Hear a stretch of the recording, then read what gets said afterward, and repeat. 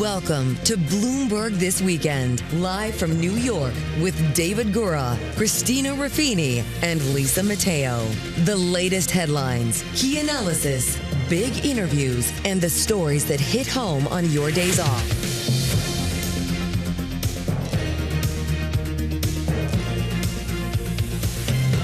Welcome to Bloomberg This Weekend, live from Bloomberg's World Headquarters in New York. I'm David Gura. I'm Christina Ruffini. We are here with Lisa Mateo. It is Sunday, July 5th. Welcome to our listeners and viewers across all Bloomberg platforms on radio, TV, streaming, Bloomberg.com, and the Bloomberg Business app. And we hope everyone had an excellent and very safe 4th of July. We, of course, were out on the water on the USS Intrepid. And Lisa, you were out in Coney Island. It's nice to have you back. We missed you. It was fun. It was good out there. Great crowds. It was a little warm. People were swimming, I imagine. Were people in the water? Yeah, people were in the water. They were out there early, like before 6 a.m., just trying to grab a spot, because that's the thing. You have to nab your spot. Yes. And the cyclone and the cyclone was up. They were running it before time. It brought back so many memories as a kid. That's what it did, because I remember I've ridden it a couple times. Yeah, still wooden and rickety. Well, we were on the water quite early, and David was pointing out people were already coming into the ferry dock next to us to line up to see those tall ships. And that was packed by the time those ships began to go by, and we saw some of that on air yesterday, but really it was an incredible parade of those tall ships. You see a few of them there. Those watching on TV and streaming online, and as you pointed out several times yesterday, Christina, many of these quite old, but also many modern ships built in the 50s, world. built in the 60s, some even newer, and then some of them had music, and they had folks in all different colored shirts, like dancing up and down the mast. Shout out to the Ecuadorians.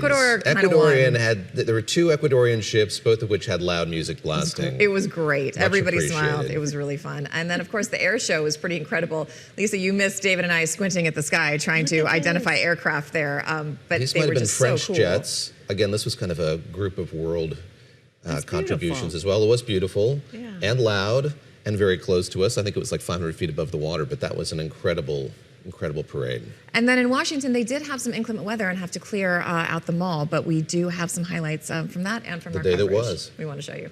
Attendees can return to the fairgrounds as soon as it is safe to do so.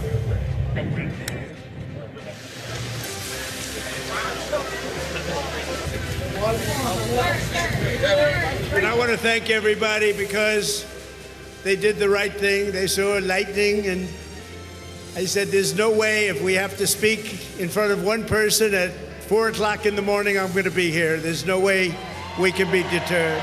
Unlike so many others in the world, in this country, we have freedom of speech, freedom of religion, equal justice under the law, although I wasn't treated that well, but we won't get into that. Strip it all down, and what separates a democracy from a monarchy from a dictatorship is the fundamental right to vote. Lose that, then you lose everything.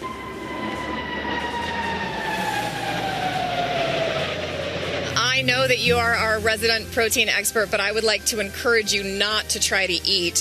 You said 76 was the men, 50-something for the women. Please don't do that. I think you probably could if you wanted to, but I'm begging you, please don't do that. As much as all of us, whether we're Democrat or Republican, whatever our political persuasion, all of us are celebrating. But you will hear a couple small but loud voices today speak obsessively not of our national greatness, but of our national imperfections. We are here together with other tall ships of other countries, happy and glad and proud to be here. Let's see, if we wave, will they wave back? You know, I hope that we have footage of you waving. Yes, indeed. Yes, hey! Indeed. They are waving back.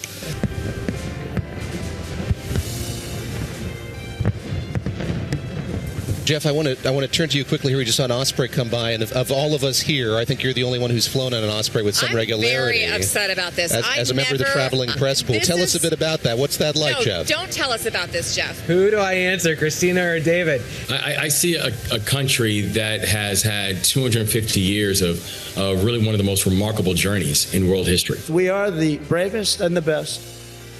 Tonight we pledge allegiance to the flag they gave us, and we say, God bless the immortal patriots of 1776, and long live the cause of independence. May it reign forever and ever and ever. We will always be on top. We will never let our country fall. But at the end of the day, we are all Americans. We like hot dogs. We like shiny boats with some big sails and some red, white, and blue contrails. Some loud aircraft. Coming out of some loud aircraft. A look at July 4th, 250th anniversary of the signing of the Declaration of Independence. Now let's go to check the headlines from Lisa Mateo. Lisa. You got it. And let's get to those celebrations that were held across the U.S. last night to mark the nation's 250th anniversary. Speaking in Washington after storms prompted a roughly 2-hour evacuation of the National Mall, President Trump took the time to honor veterans, but also mix politics with patriotic appeals, pushing for the Save America Act. All voters must provide a little thing called proof of citizenship. And there will be no mail-in ballots except for illness, disability, military deployment, or travel. Earlier in the day, aboard the USS Kearsarge in New York Harbor, Vice President J.D. Vance, he stressed how greatness is built on the efforts of all citizens. All of us have a part. All of us had our part, our role to play in creating 250 years of a proud American story. And all of us will need to do our part to create the next 250 years of American greatness.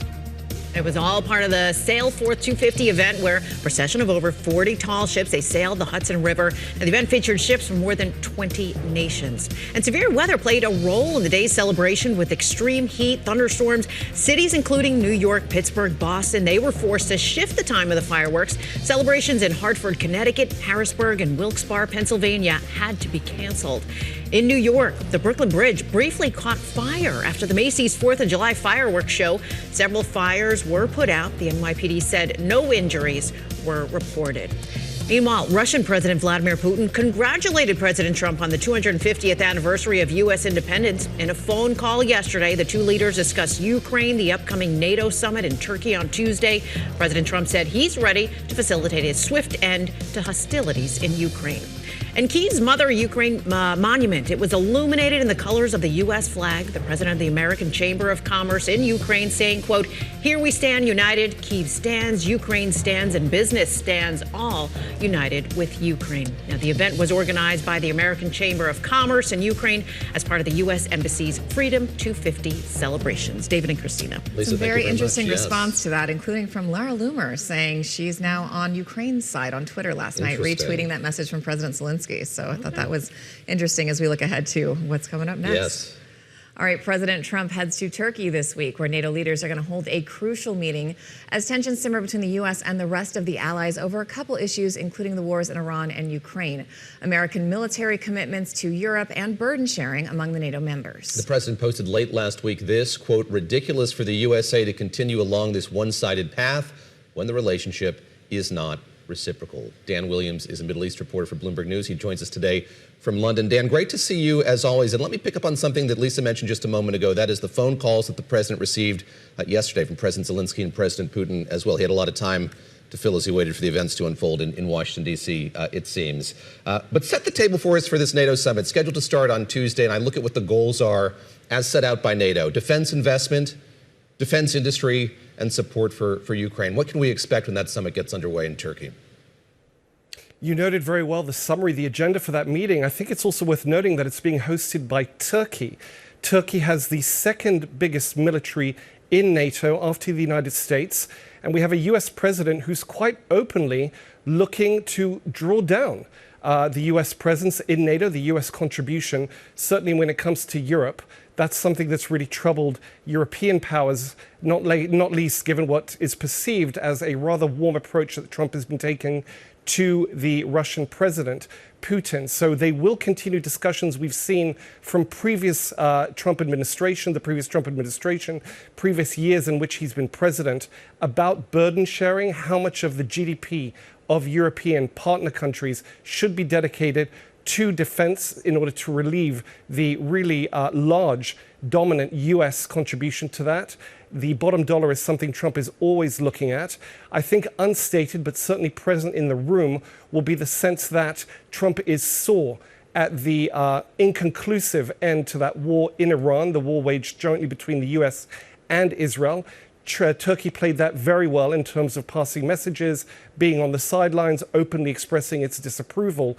And I think the Turks will be wondering, and the Russians and the Ukrainians, whether Trump is now looking for an easy win in his terms to close the deal in Ukraine so he can at least hold that up when it comes to the midterms a few months hence, when it comes up to his foreign policy legacy, or whether he might knuckle down on the US contribution to NATO and see, nevertheless, that as something that's worth preserving, given what he's discovered about the limitation of US force in that war in Iran. That's right. And Dan, Turkey has always been an interesting NATO member. They were one of the OG NATO members, but they've also been a bit contentious. Remember, we had that issue where they were trying to buy Russian S-500, S-400 missiles because the U.S. wouldn't sell them Patriots. That caused a bit of a kerfuffle.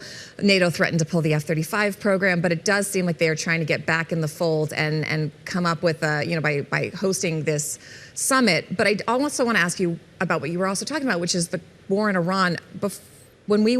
Yesterday we were on the vessel and we were tracking the news.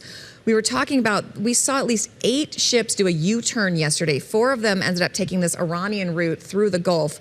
And I'm wondering what the state of play is likely to be in the Gulf for a while. And if ahead of this summit, you're hearing any more impetus, any more willingness from European allies to get involved in either securing the Gulf or working out some sort of secure system for passage through the strait.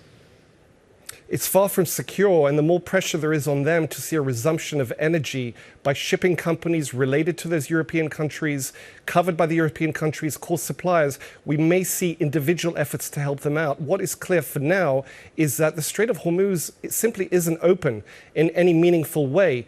We are just under 3 weeks from when that MOU was signed between Iran and the United States. The core primary objective there was to reopen the Strait of Hormuz, mutually, jointly, by those warring powers that had individually managed to effectively shut it down. What we're seeing now is that is not happening. Now, the shipping industry, certainly when it comes to the insurers backing up those ships, is extraordinarily risk averse. It would appear that some of those ships have received warnings from the Iranian military to abide by Iranian-defined safe passage routes in the Hormuz. It could be that mines have yet to be cleared, that threats have yet to be cleared there, and they're simply not ready to take the risk. So in the 3 weeks since what was treated as a breakthrough interim peace deal between those countries, we've had, I think, 3 days in which they exchange blows, exchange fire again. Things are very, very shaky. It's not what anyone had hoped for, and it's clear that really there's much work to be done on the Strait of Hormuz, not to mention the other issues of an eventual hopeful peace deal between Iran and the United States, which would include, obviously, a satisfactory conclusion to the Iranian nuclear program and other military aspects and the like.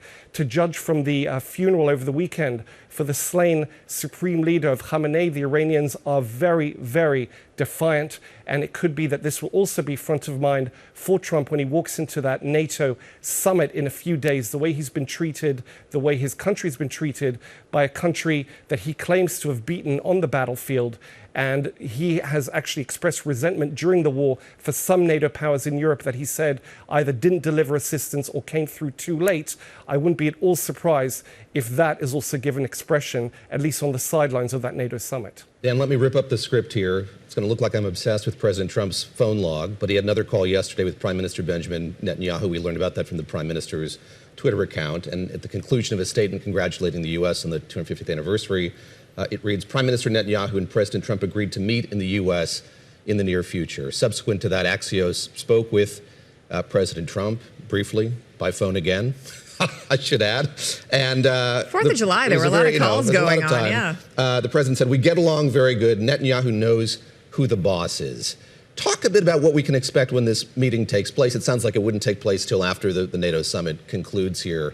But that Netanyahu knows who the boss is something that stands out to me. And of course, I don't think they've met in person since, what was it, February of this year? Yes, they had a record number of meetings in the first year of this Trump administration. The pace has dipped a bit, not just because they were jointly running a war that would have kept them at home, but it would appear, given the mood music, certainly from the White House in the last 2 months or so, that there has been something of a souring on the part of the US president on this ally. perhaps the personal rapport remains strong, but nonetheless there is disappointment, certainly on the American side, at the outcome of this war. Maybe it's not as it was sold by the Israelis in the preparation for the war. I think both allies were looking for a tidy 4 to 6 week campaign at the end of which the Iranian regime would fall organically internally and they could declare victory. That didn't happen. Now, this meeting will probably happen next week. It's a risk for Netanyahu because on the one hand, he wants a good photo op with the US president to be able to convince his electorate that this alliance, this relationship is back on track. However, the US president is a bit of a wild card, as we've seen, as you noted. He speaks off the cuff, including to Israeli journalists in a way that he wouldn't speak publicly. Maybe he hasn't even spoken to the Israeli prime minister candidly in that way. And there's a chance that he might take the opportunity to put Netanyahu in his place, to remind Netanyahu of the failings of that war in Iran. Again, coming after the NATO campaign, Israel is a significant partner, certainly in this war, an equal partner to the waging of the war. It's not a NATO member. It's had something of subsidiary relationship with NATO in the past. I think what Netanyahu will try to do ahead of the Israeli election in October is reestablish his prestige in Israeli eyes, given his relationship with the US president, maybe even argue that Israel should be deemed an ally on a level with the NATO allies. I think he will be happy enough if there are smiles in the White House, if the friendship looks to be on track, and there is nothing off script from the US president that could get chins wagging back in Israel about the state of their relationship. Dan, before we let you go, we've got about a minute, just a little bit over. The president will be taking his new Air Force One to this summit. The Qatari jet. The Qatari jet. I have heard rumor that there are lie flats in the press cabin, which was not the case on the old plane, but I can't confirm that yet. But I did want to check in with you about how those alliances are going, not just with Israel, but with Gulf allies and regional allies whose lives have been made harder by this conflict between the U.S. and Iran. There was some reporting earlier this week. There's been a bit of a hard breakup between the Saudis and the Trump administration. How are the Qataris, UAE, Omanis, how are they all feeling about President Trump and the U.S. administration at this time? Well, for much of the Middle East, I won't name specific countries, but obviously when you're more centralized, tend to be more autocratic than democratic, you can very tidily shift policy and shift public messaging. You don't necessarily have to wonder about a public backlash, a domestic backlash, a backlash during an upcoming election. So when it comes to those other Middle East allies, they're certainly reorienting themselves to what appears to be certainly a defiant Iran, and I think potentially a triumphant Iran, given what Iran managed to weather in this war against the world superpower and Israel. They will also quietly behind the scenes be reassessing alliances, potentially with Israel itself. If the US is drawing down, I think some of those countries will be looking to Israel quietly as a partner in the future. However, if you note that many of them sent delegations to the funeral over the weekend of the Iranian Supreme Leader, it would suggest they're playing all sides. Yeah, we're going to have to leave it there, but thank you so much for joining us. Dan Williams, usually in the Middle East, today joining us from London. Thank you so much. And coming up, markets open tomorrow after a long holiday weekend. Will we see more volatility in chip stocks? That's coming up straight ahead on Bloomberg This Weekend. Thank you for joining us live on Bloomberg This Weekend. I'm Lisa Mateo. Let's update you on today's top stories. And thousands of mourners have been gathering at Tehran's Grand Masala as Iran began a days-long funeral ceremony for the late Supreme Leader, Ayatollah Ali Khamenei. Now, he was killed on the first wave of Israel and U.S. airstrikes on Tehran more than 4 months ago. According to the semi-official TASM news agency, as many as 20 million mourners are expected in total. The late Ayatollah will be buried on Thursday in his birth city of Mashhad. Venezuela's official death toll from last week's twin earthquakes nears 3,000. The number of injured rose by roughly 4,000. Families of those still missing, they continue to press authorities to intensify search and rescue efforts. Today, OPEC Plus will hold its monthly virtual meeting of the 7 countries. Delegates say the group has a preliminary agreement for another modest oil quota increase in August. If ratified today, 7 major nations led by Saudi Arabia and Russia will add 188,000 barrels a day to their output target. Fewer vessels are sailing through the Strait of Hormuz along the Oman coast. It comes after several exiting along that route made sharp U-turns on Friday and Saturday. Iran has repeatedly said that vessels should only transit the strait through the route designated by the authorized by the Islamic Republic. David and Christina, over to you. Lisa, thank you very much. Thanks, Lisa. All right, U.S. markets reopen tomorrow after a holiday-shortened trading week. Semiconductor stocks drag down again of what's expected to be another blockbuster debut this week. Mike Shepard is Bloomberg's senior editor for technology and strategic industries and joins us now. Mike, great to see you. As always, I know that you've had your eyes trained on the SOX, the Philadelphia Stock Exchange Semiconductors Index. You've watched all of these undulations over the last few weeks. And I guess the broad question I have is a rotation underway? How much anxiety is there among investors about the runway that AI has? Well, we sure did see a fair amount of anxiety over the past week. The SOX, as we know it affectionately, is down about 10% over the last 5 trading days before the holiday break. And when we look at it, we see that investors really are showing concerns that maybe this big run up in AI infrastructure spending may not have legs to continue much past 2026, at least at the same pace. Now, what we have to do, though, is we have to look back at the full year of trading in SOX, which represents a lot of the biggest chip makers out there, including NVIDIA and AMD and others as well. Now, when we look at it over the past year, it's up more than 78%. And that is indicative of, the broad-based belief that AI infrastructure spending not only has legs, but it has some staying power. And that really is also fueled by what we're seeing from the biggest AI developers, the publicly traded ones, at least for now, Alphabet Inc., Meta, and others. They have indicated they intend to continue spending what they've forecast altogether to be $725 billion in 2026 alone, and have indicated that they intend to do more of the same. Some of the heebie-jeebies, though, David, really stem from what we saw OpenAI move to do. We have reporting that they are planning to pull back their IPO until 2027. And that really set people to thinking, maybe this doesn't have as much legs as we had originally thought. But we're going to have to see how the trading plays out come Monday. Heebie-jeebies. I like that. I mean, I was going to ask you, is that what you're seeing with Micron? They posted record earnings, but they lost nearly 20% last week. Is that just people kind of reality checking themselves? Has it gotten a little bit out of control, or is this, a bigger slide for this particular company? Well, that's a great question there, because what we do see with Micron, again, is just a huge run up in the stock over the, really since the start of the year. It's up more than 240%, really in the anticipation that the AI infrastructure boom and the demand for its memory products to go into those AI processors in all those data centers will really be almost unrestrained. And yet, through the course of the year, we have seen this stock take some pretty big ups and downs. And even on the way up, it has not been a really steady climb. It really has had some ups and downs, and it will continue to do so. All that said, there is still just such strong demand for memory products from Micron and others in this space. There are only a handful of memory makers in the world that really compete in this at scale in this AI space. Samsung and SK Hynix are the other two, and they are just seeing record demand for their products going well into 2027. And it's to the point that there is intense competition for those memory devices and components to go into not only the AI processors, but also just into common goods like our phones. You mentioned SK Hynix. Let me dig into that a little bit here, because we're waiting for the debut of an ADR, an American Depository Receipt, of that company, that South Korean company, expected in the coming days here, trading on the Nasdaq. I'm struck just reading about this, Mike, about what the ramifications of that might be. This is a company that makes that kind of high bandwidth memory that you're talking about, which is so integral, of course, to AI infrastructure. I see warnings that the South Korean government is looking at how this might affect the won in that country. Obviously, a lot of banks are involved in this debut. It's going to have a huge impact for them. Bloomberg doing a lot of reporting on what fees they might be charging or getting as a result of this debut.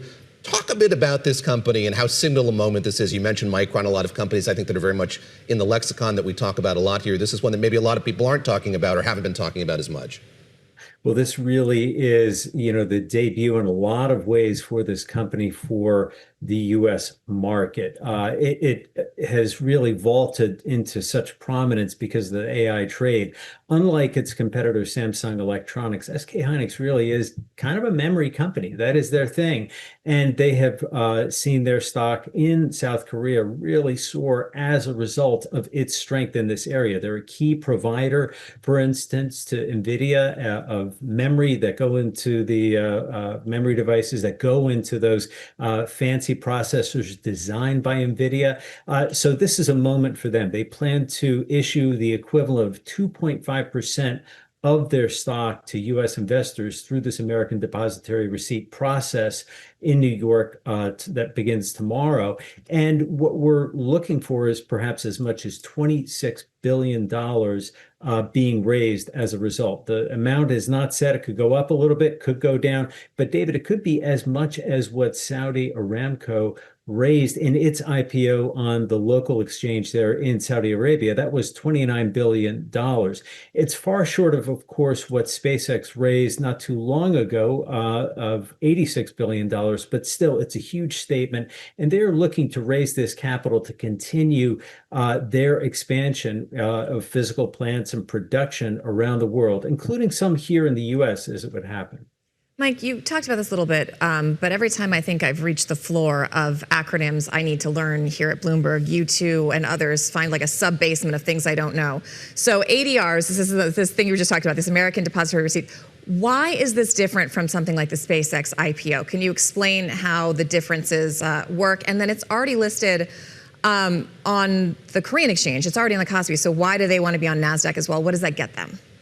Well, you know, if you and I want to trade this during our day, it's hard to do. We would have to really invert our hours, and we would also have to deal with the patchwork of local regulations to be able to trade it. We'd have to, you know, find a custodian bank and others to deal with in South Korea. And, you know, for investors here, you want to be able to work during your daytime hours and also not have to deal with all the hassle of not only one, regulatory systems, but two, in essence, because you would also have to deal with, you know, local rules here in the U.S. So what investors typically do and companies do that want to list in the U.S. from outside the U.S., they have this process of going through the American Depository Receipt where a bank here in the U.S. will offer to serve as sort of the vehicle. They will go out and buy shares en masse from the Korean exchange and then create, in essence, an American Depository Receipt is what it's called. But in essence, a vehicle that investors could buy and sell on U.S. exchanges here. And it gives the companies that want to list here an ability to do so, but without having to go through the full rigmarole of a parallel IPO here in the U.S. So it's a little bit less regulatory hassle and a lot more access for investors and customers that want to get a piece of the action here on these shores. Mike Shepard, lucidly put, I think a lot of folks who don't know what an ADR is will benefit from that. That literally answered all of my questions. Thank you very, very much. And, you know, we all love trading during daylight hours. Yeah, it's nice for everyone. Don't burn the midnight oil. Mike Shepard, editor in our Washington bureau, who oversees our coverage of strategic industries, including, of course, artificial intelligence. Mike, thank you for your time. Thanks so much, Mike. On this Sunday. Well, Donald Trump's blockade of Cuba, condemned by international groups, has caused shortages of fuel, food, and medicine. Bloomberg Originals looks at whether Cuba's authoritarian government will bend to his will. What's coming next for Cuba? Capture and kill is still an option? I just can't tell you that. We've got options all over the map. Perhaps no other nation epitomizes Cold War politics more than Cuba. When you look for a country that's, let's say, punched above its weight on a global stage, Cuba should be on the list. Cuba and the United States, by default of their geography, have always had some kind of economic relationship. When we had prohibition in the United States, Cuba became a haven for American tourists. Cuba is just 90 miles south of Florida. It's in the heart of the Caribbean. It's been seen as kind of a strategic platform for U.S. rivals. The U.S. has had a broad trade embargo on Cuba since shortly after the revolution in the 1960s. Cuba is ruled by a single party, the Cuban Communist Party, and it controls the legislature, controls the military, controls all facets of society. Socialismo o muerte. But the socialist idealism that birthed Cuba has ground to a halt, literally running out of gas. There is a dire jet fuel shortage in Cuba as the U.S. is moving to cut off the country's oil supply. Crippling blackouts and a teetering economy have sparked unrest on the island. We have an unprecedented degree of suffering on the island. The Trump administration has taken a hard line. Cuba has always posed a national security threat. Tonight, the Justice Department unsealing an indictment against former Cuban President Raul Castro. Will Castro actually face this prosecution? The message the indictment sends to the Cuban government is that the U.S. is serious. Amid the upheaval, many are looking for change, and some see opportunity. Realmente me gustaría que Cuba pudiera realizarse. 2 million plus Cubans that live abroad. They have a genuine desire to see their country prosper and the people prosper and move forward into a different direction. You can watch the whole story at Bloomberg.com/videos. And obviously, there's such a huge Cuban diaspora in Miami. They have a very powerful voting bloc and a very powerful swing state. But, we've talked a lot about Venezuela today. There's also a lot of Venezuelans in Cuba that are increasingly influencing politics and are a demographic and a group that politicians, especially Republican politicians in Florida, are trying to attract. Yeah, we should talk more about that and the effects of those twin earthquakes, which are still just dramatic death and destructions taking place in that country. But I'm thinking back to what we talked about with Patrick Ottman of CNN just a few weeks back about what life is like in Cuba and how there is that adamance on the part of the regime to continue to fight back against this rhetoric and, yes, this indictment that's been issued by the Justice Department, but the way that life has really deteriorated there is kind of laid bare in the video that we just watched, the amount of services that aren't functioning properly, how little energy there is, and I'm still struck by what Patrick said, that he's lucky that he has solar power. He's able to kind of have a connection to the outside world because of that. And solar power is a good option for places like that, but obviously they've got import limits. They've got all kinds of embargoes they're dealing with. For a while, people were taking stuff over planes and boats to Miami. There was kind of a black market that's existed for decades there, but it's increasingly harder to do with the new U.S. limits. Yeah, absolutely. Well, preserving history on this important anniversary is coming up next. My interview with David Rubenstein about a mission that he has for Patriotic Philanthrophy, the way that he is making donations to institutions, including the National Archives, so that people can see historic documents and other artifacts from the nation's history. That's coming up on Bloomberg this weekend, on Bloomberg Radio, Bloomberg Television, at Bloomberg.com, and the Bloomberg Business app. Stay with us.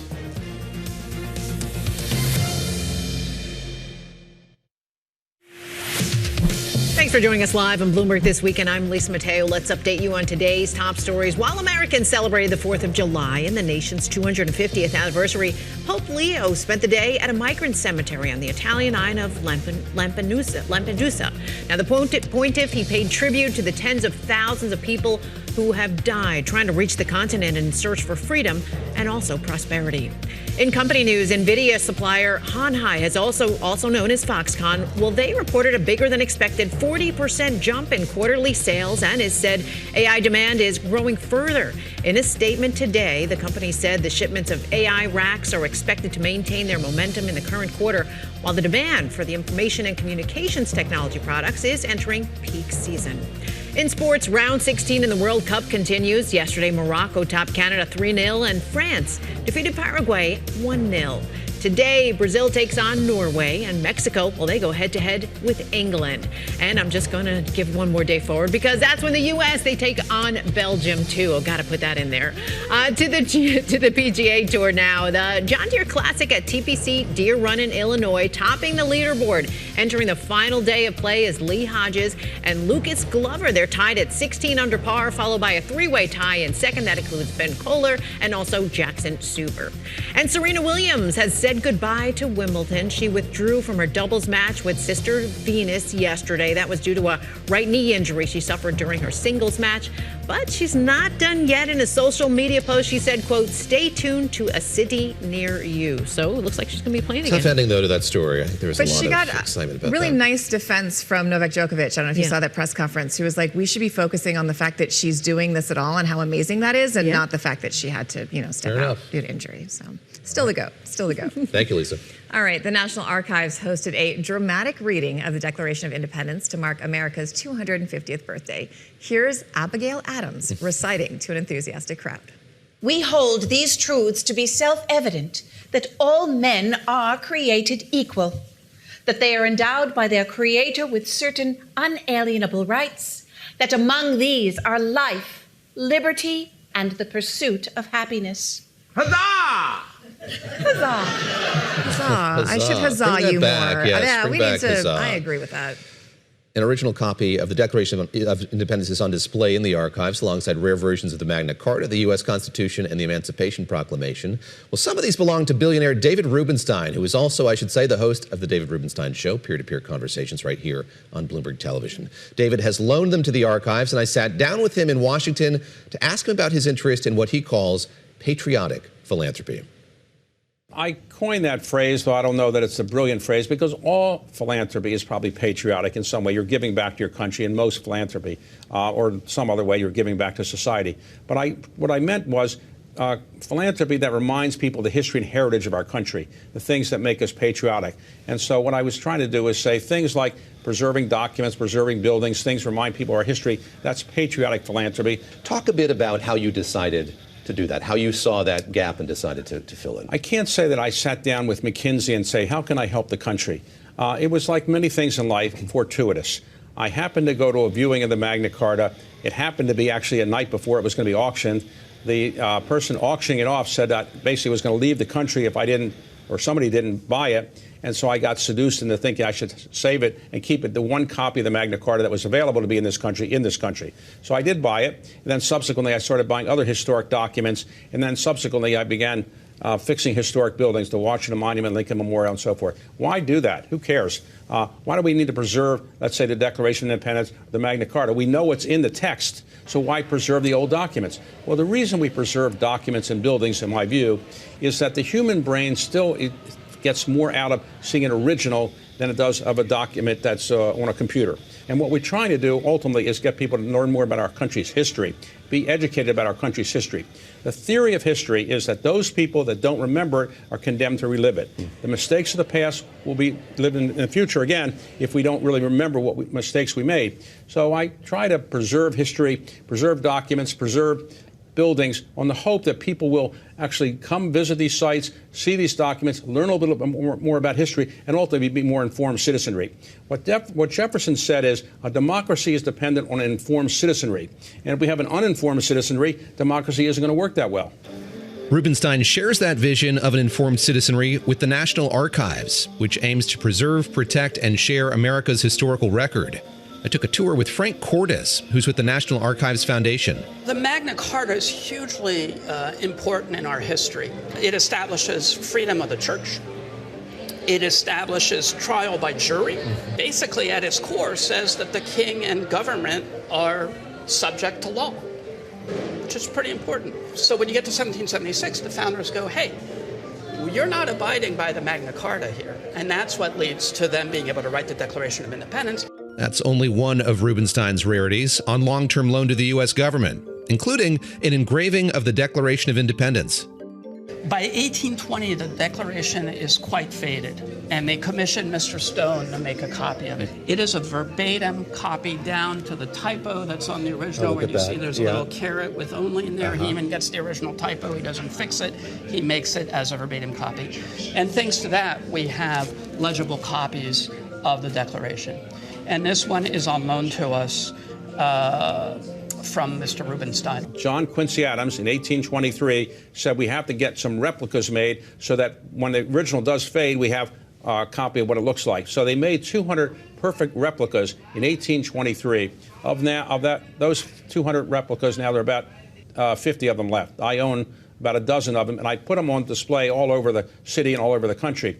But now I'm making replicas of the replicas, and I'm giving one to every Major League Baseball owner, every NBA owner, and other places where they can be put on display. And so all the NBA owners and all the Major League Baseball owners will have in their stadiums a very life-size replica of the Declaration of Independence to put on display in this year. So Jim Dolan's going to have a banner at Madison Square Garden for the Knicks. He's also going to have a copy of this on display as well. That's correct. How have they reacted to that, your decision to do that? How have owners reacted to Well, I think people are proud of having a copy of the Declaration of Independence there. It's a symbolic document. Some of Rubenstein's patriotic philanthropy leaves a larger impression, at least physically. He gave $7.5 million to repair the Washington Monument after an earthquake in 2012. And now, a once hidden space beneath the Lincoln Memorial is open to the public. This is an early look at the dramatic Undercroft, a museum beneath the iconic structure. David Rubenstein made the founding investment. If you go to the Lincoln Memorial historically, what you saw is basically a big statue of Lincoln and two of his famous speeches. Now, underground, under the Lincoln Memorial, you'll see educational opportunities. You'll have an opportunity to learn more, see videos and so forth. And people that go there will actually learn more about Lincoln than they have historically been able to do. I want to ask you about the Giving Pledge, which you signed in your 50s. And at the time, in your statement that accompanied it, you said you hoped it would be something that would encourage other people to follow suit. I'm curious now that we're a few decades out from that becoming a thing, if it's been successful in that way. How do you gauge the effectiveness of the Giving Pledge? Well, the Giving Pledge was signed initially by 40 people. Now there are probably about 250 of us who've signed it. It's a very voluntary thing. It says you're going to give away half of your net worth during your lifetime or upon your death. But if you don't give away half of your money during your lifetime and we wait for you to die and you don't give it away upon your death, we can't disinter you. So it's a voluntary thing. The idea is to really encourage people to give assets away. And I'd like to remind people that you don't need to be a billionaire to be a philanthropist. Anybody can give away money, and people who give away money are, if they're a billionaire or not a billionaire, they're still making a contribution. But I also like to remind people that philanthropy is derived from an ancient Greek word that means loving humanity. It doesn't mean rich people writing checks. And you can love humanity by giving your time. The most valuable thing any of us have is our time. You can make more money, you can't make more time. And so I try to encourage people to give their time as well as their money, and they'd be a very good philanthropist if they do that. There are critics who say the kind of work that you're doing, this kind of public-private partnership, runs afoul of what we should be doing, that the government should be spending more money itself, taxes should be higher, people should be paying more for the government to do this work. What do you say to them just about how well what you've pioneered here is working, and how do you respond to that criticism? Well, clearly what people like me are trying to do is to encourage other people to do similar things. The government has more resources than all of us, and the government can always do more. But as we know, getting the government to move forward is very difficult from time to time. So sometimes the government can follow the lead of the private sector. Sometimes the government can lead the private sector. But when it comes to philanthropy, I think you have to do it more from the private sector, and maybe the government will fill in the gaps at some point. If we wait for the government to do all these things, a lot of these things aren't going to get done. Nice job, David. Thank you. All right, when we come back on Bloomberg This Weekend, Lisa Mateo and BT Dubs, some of the stories you might have missed throughout the week. We'll go through them. I'm sure she's got some good surprises. Stick with us. Bloomberg This Weekend. We'll be right back.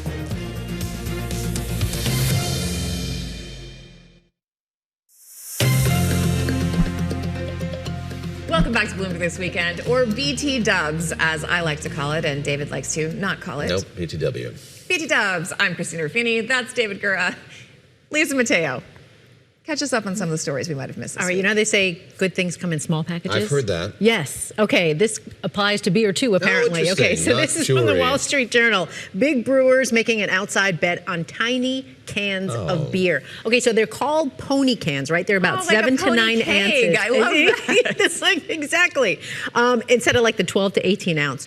So those are, who are watching how much they drink. Maybe this goes good for, they're watching how much they spend. They're watching. Maybe they have small hands. They have small hands. Maybe they just like their beer cold, because if it sits in a big, That's me. I'm a very slow beer drinker, and it gets warm, and then I don't want it. Yeah. Exactly. So it's taking off. So you have Sierra Nevada, right? They have the small can of Pils Brew. Okay. They're doing well. Constellation Brands has Coronitas. They have Morelitos too. Pacifico has 7-ounce containers. Bud Light released this Post Malone little tiny one too. So it's really seeing, a lot of momentum behind it. It's a small little market share, but it's working for them. Well, I like that they're being upfront about it. I don't like when you pick up like a Michelob Ultra and it feels like they're not telling you that it's 12 ounces. It's smaller. That's fair. So kind of like a bag of chips. I'll endorse them layer. doing this, but... Do you feel like you can handle the normal size beer and get it in time? Okay. I do. All right. Well. I won't be clamoring for these, but I understand for those who are slow drinkers and... I like a koozie. I could get you a koozie, Christina, if you need one to keep it cold. I went to school in Texas. I have many, many koozies. I had no idea what that was until I went to school down there. But yes, okay, right. Koozie is a good idea. I just think they're cute. Do you get more in a 6-pack? Like, are you getting just 6 beers still if they're small? You do, but they come in like a variety. Okay. A variety. All so, right. Are they cheaper? They must be cheaper. Curious about the economy. Exactly. Okay. They are a little cheaper. So, I'll do some investigation, but I will not buy them. You will not? Oh, okay. I'll buy some. Lisa, you and I like them. Lisa, I just think they're cute. That's why I like to buy them. You and I can drink tiny beers before we go to the spa. Fit more in the cooler, I guess. Okay, perfect. Okay. Household chores. Ugh. This is an issue for me with my children, getting them to clean around the house. Okay, so maybe still at this age, yes, maybe this from Business Insider, a $7,999 home robot joins the race to automate household chores. All right, this is Weave Robotics. It launched the Isaac One, so it's this home robot. It's a little creepy. It is I think the radio audience isn't going to be able to fully appreciate the eyes opening on the robot. I don't even know how to describe this. It's like an army green set of arms on a pedestal with no body and a little white face with like eyes that are black. It's picking up, like it's folding the blankets, right? It can do picking up the knife.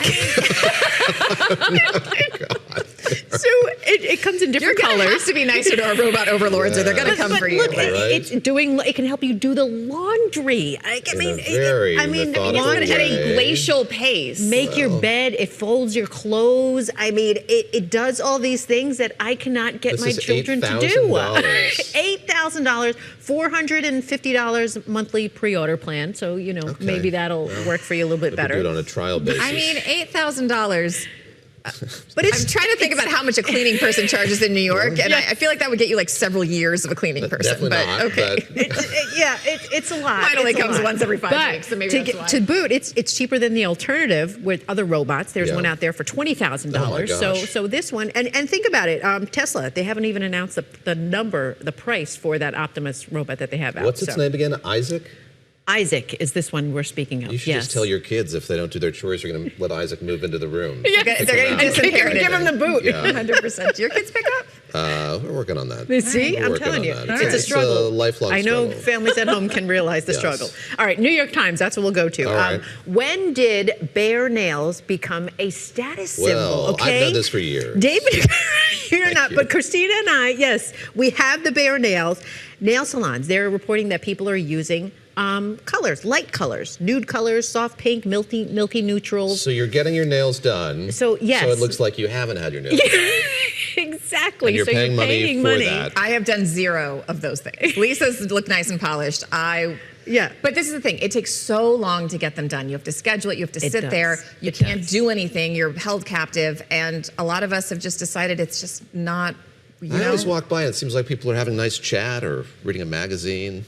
It is kind of, it's a treat. I do it once in a while, but these are for people who do it like all the time. Like it's a time-consuming thing if you do it all the time. And it's gotten very expensive as well, like everything. And I think that's another reason people are cutting back. I usually do my own. I was going to do American flags for yesterday, but you didn't. I didn't have time. So bare nails it is. I love that this is a trend and not just me being lazy. Maybe Isaac can do it for you. Maybe. All right, now a nail salon robot. That would be interesting. All right, this one I want to go to. All right, for those of you addicted to the social media scroll, listen up. This is the Wall Street Journal, okay? Can a $60 plastic cube solve our screen time crisis? Okay, so this is called Brick. It's a small little gray. Yeah, I haven't heard of it. I just learning about this from here. About 2 inches on each side, about $60. It helps you reduce your screen time. So it was founded by these Gen Z computer scientists. Okay. So it basically connects to an app that blocks distracting apps on your phone. So you stay bricked. That's why the name Brick. Okay. So it stops. To stop it, you have to tap your phone to it. You have to actually do something to undo it. Yes. Yeah. So people will like put it in another room because the problem with like I put limits on all my socials, but all you have to do is like hit ignore, and then you can just keep scrolling. Not a very strict limit. You have to actually get it and tap it. You have to get up, go to the other room, and physically tap it on the thing to open up your social media. Interesting. I've heard of people like making their screen grayscale.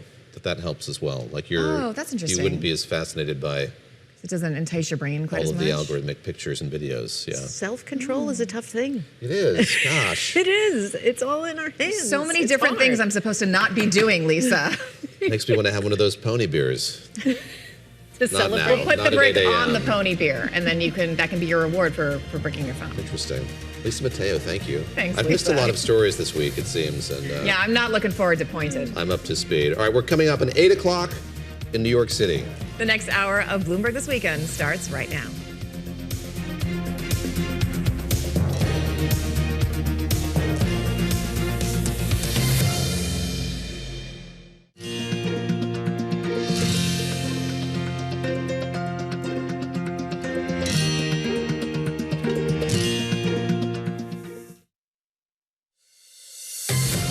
Welcome to Bloomberg This Weekend, live from New York with David Gura, Christina Ruffini, and Lisa Mateo. The latest headlines, key analysis, big interviews, and the stories that hit home on your days off.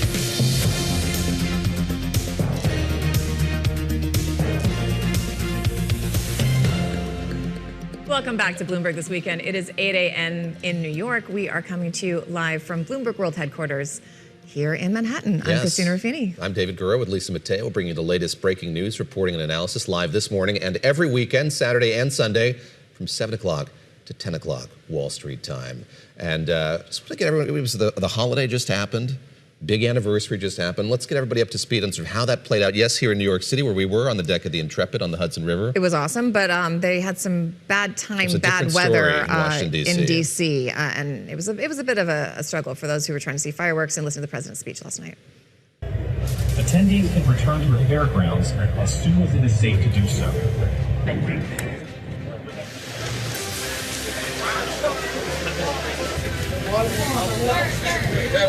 And I want to thank everybody because they did the right thing. They saw lightning, and I said, there's no way if we have to speak in front of one person at 4 o'clock in the morning, I'm going to be here. There's no way we can be deterred.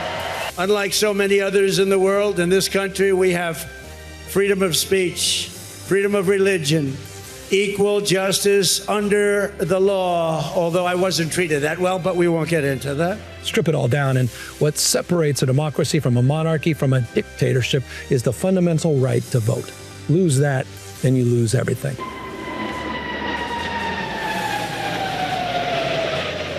I know that you are our resident protein expert, but I would like to encourage you not to try to eat. You said 76 was the men, 50-something for the women. Please don't do that. I think you probably could if you wanted to, but I'm begging you, please don't do that. As much as all of us, whether we're Democrat or Republican, whatever our political persuasion, all of us are celebrating. But you will hear a couple small but loud voices today speak obsessively not of our national greatness, but of our national imperfections. We are here together with other tall ships of other countries, happy and glad and proud to be here. Let's see, if we wave, will they wave back? You know, I hope that we have footage of you waving. Yes, indeed. Yes, hey! Indeed. They are waving back.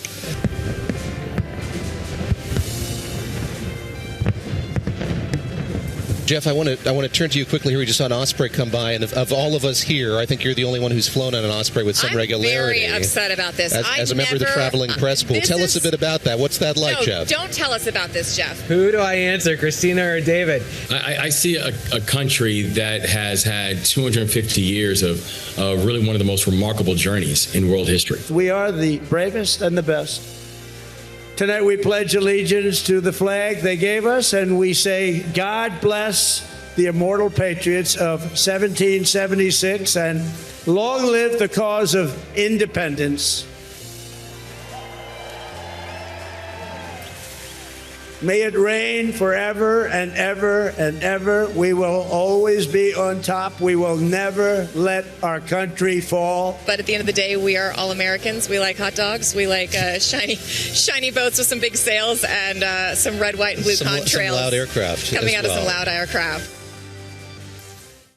That was us on the fantail of the USS Intrepid. And that was the 4th of July. It was the 4th of July. I like that. It was a fun day, although we did miss Lisa Mateo, who was over in Coney Island, but she's back with us now, and she's got the headlines. Lisa, that was what you quite got? the experience. It was, But it was. guys. All right, let's get right to it, and we'll continue where you picked up there. President Donald Trump, he did commemorate the 250th anniversary of America's independence. He reflected on American heroes, including a Medal of Honor recipients, but he largely stuck to his script, but he did joke about serving in the White House a little bit longer. Our rise to being the world's strongest and most powerful nation was no accident of history. We rebuilt our military in my first term. We used it a little bit in our, actually I should say third term, but I won't do that because I don't want any controversy.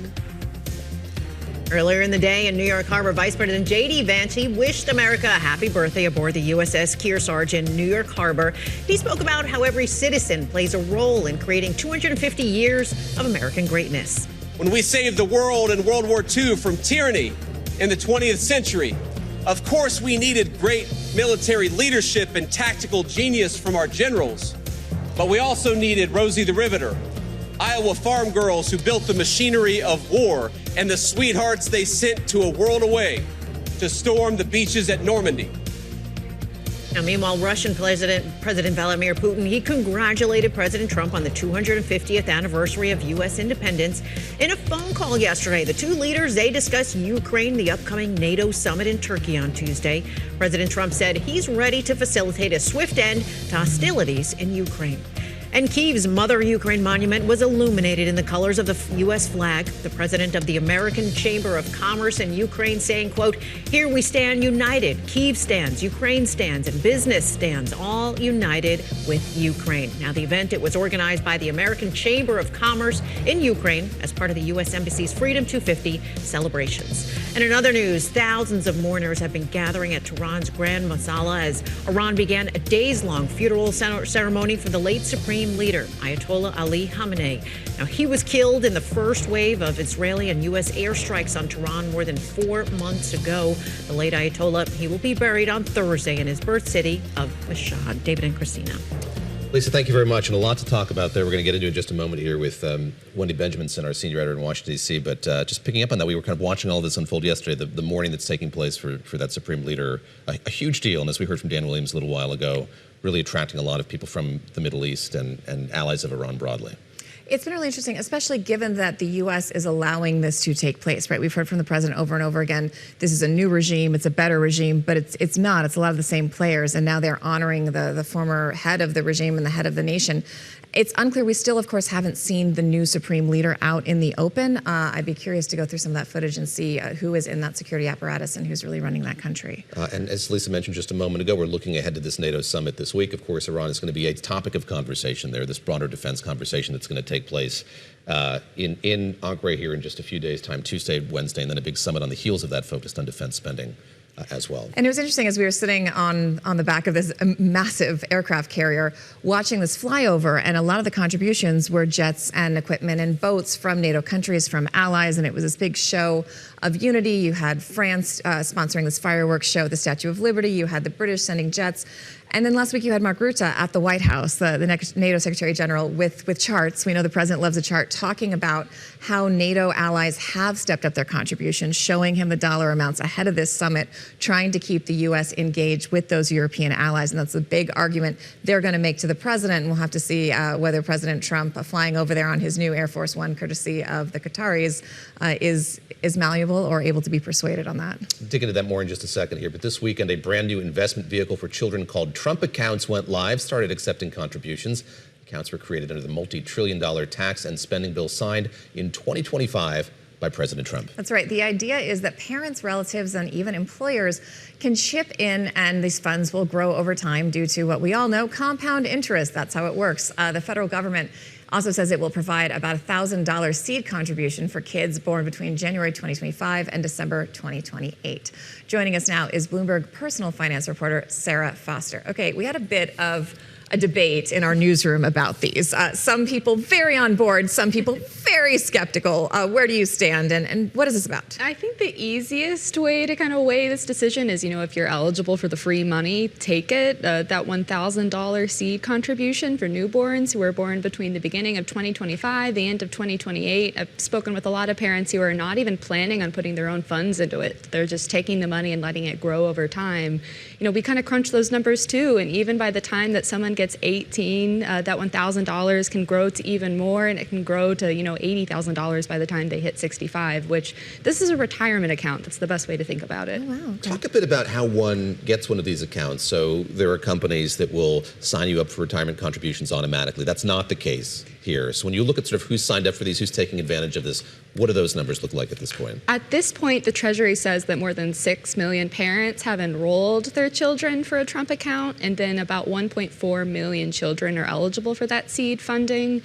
We are expecting to hear a little bit more early next week from the Treasury about how many parents are enrolling. So when we talk about, that July 4th launch, parents have been able to sign up for the account, but it wasn't until this weekend that they were able to start contributing funds. And of course, that seed contribution wasn't expected to hit accounts. Come Monday when markets open, then that's when these funds are able to be invested. And we heard from the Treasury last week that the mutual funds, the ETFs that parents can take advantage of are through State Street. All right, what are the drawbacks? There has to be one. What are the concerns? And why do this when there's other accounts that already exist where you could do this? It's definitely going to become a lot more complicated, I think, for parents to choose between the menu of options. You also have that gold standard 529 savings plan. That is what financial experts say to us, still the best place to park the cash that you're saving for education. Why do this then? It's really serving a gap here that a lot of children previously weren't really able to enroll in a retirement account until you had earned income.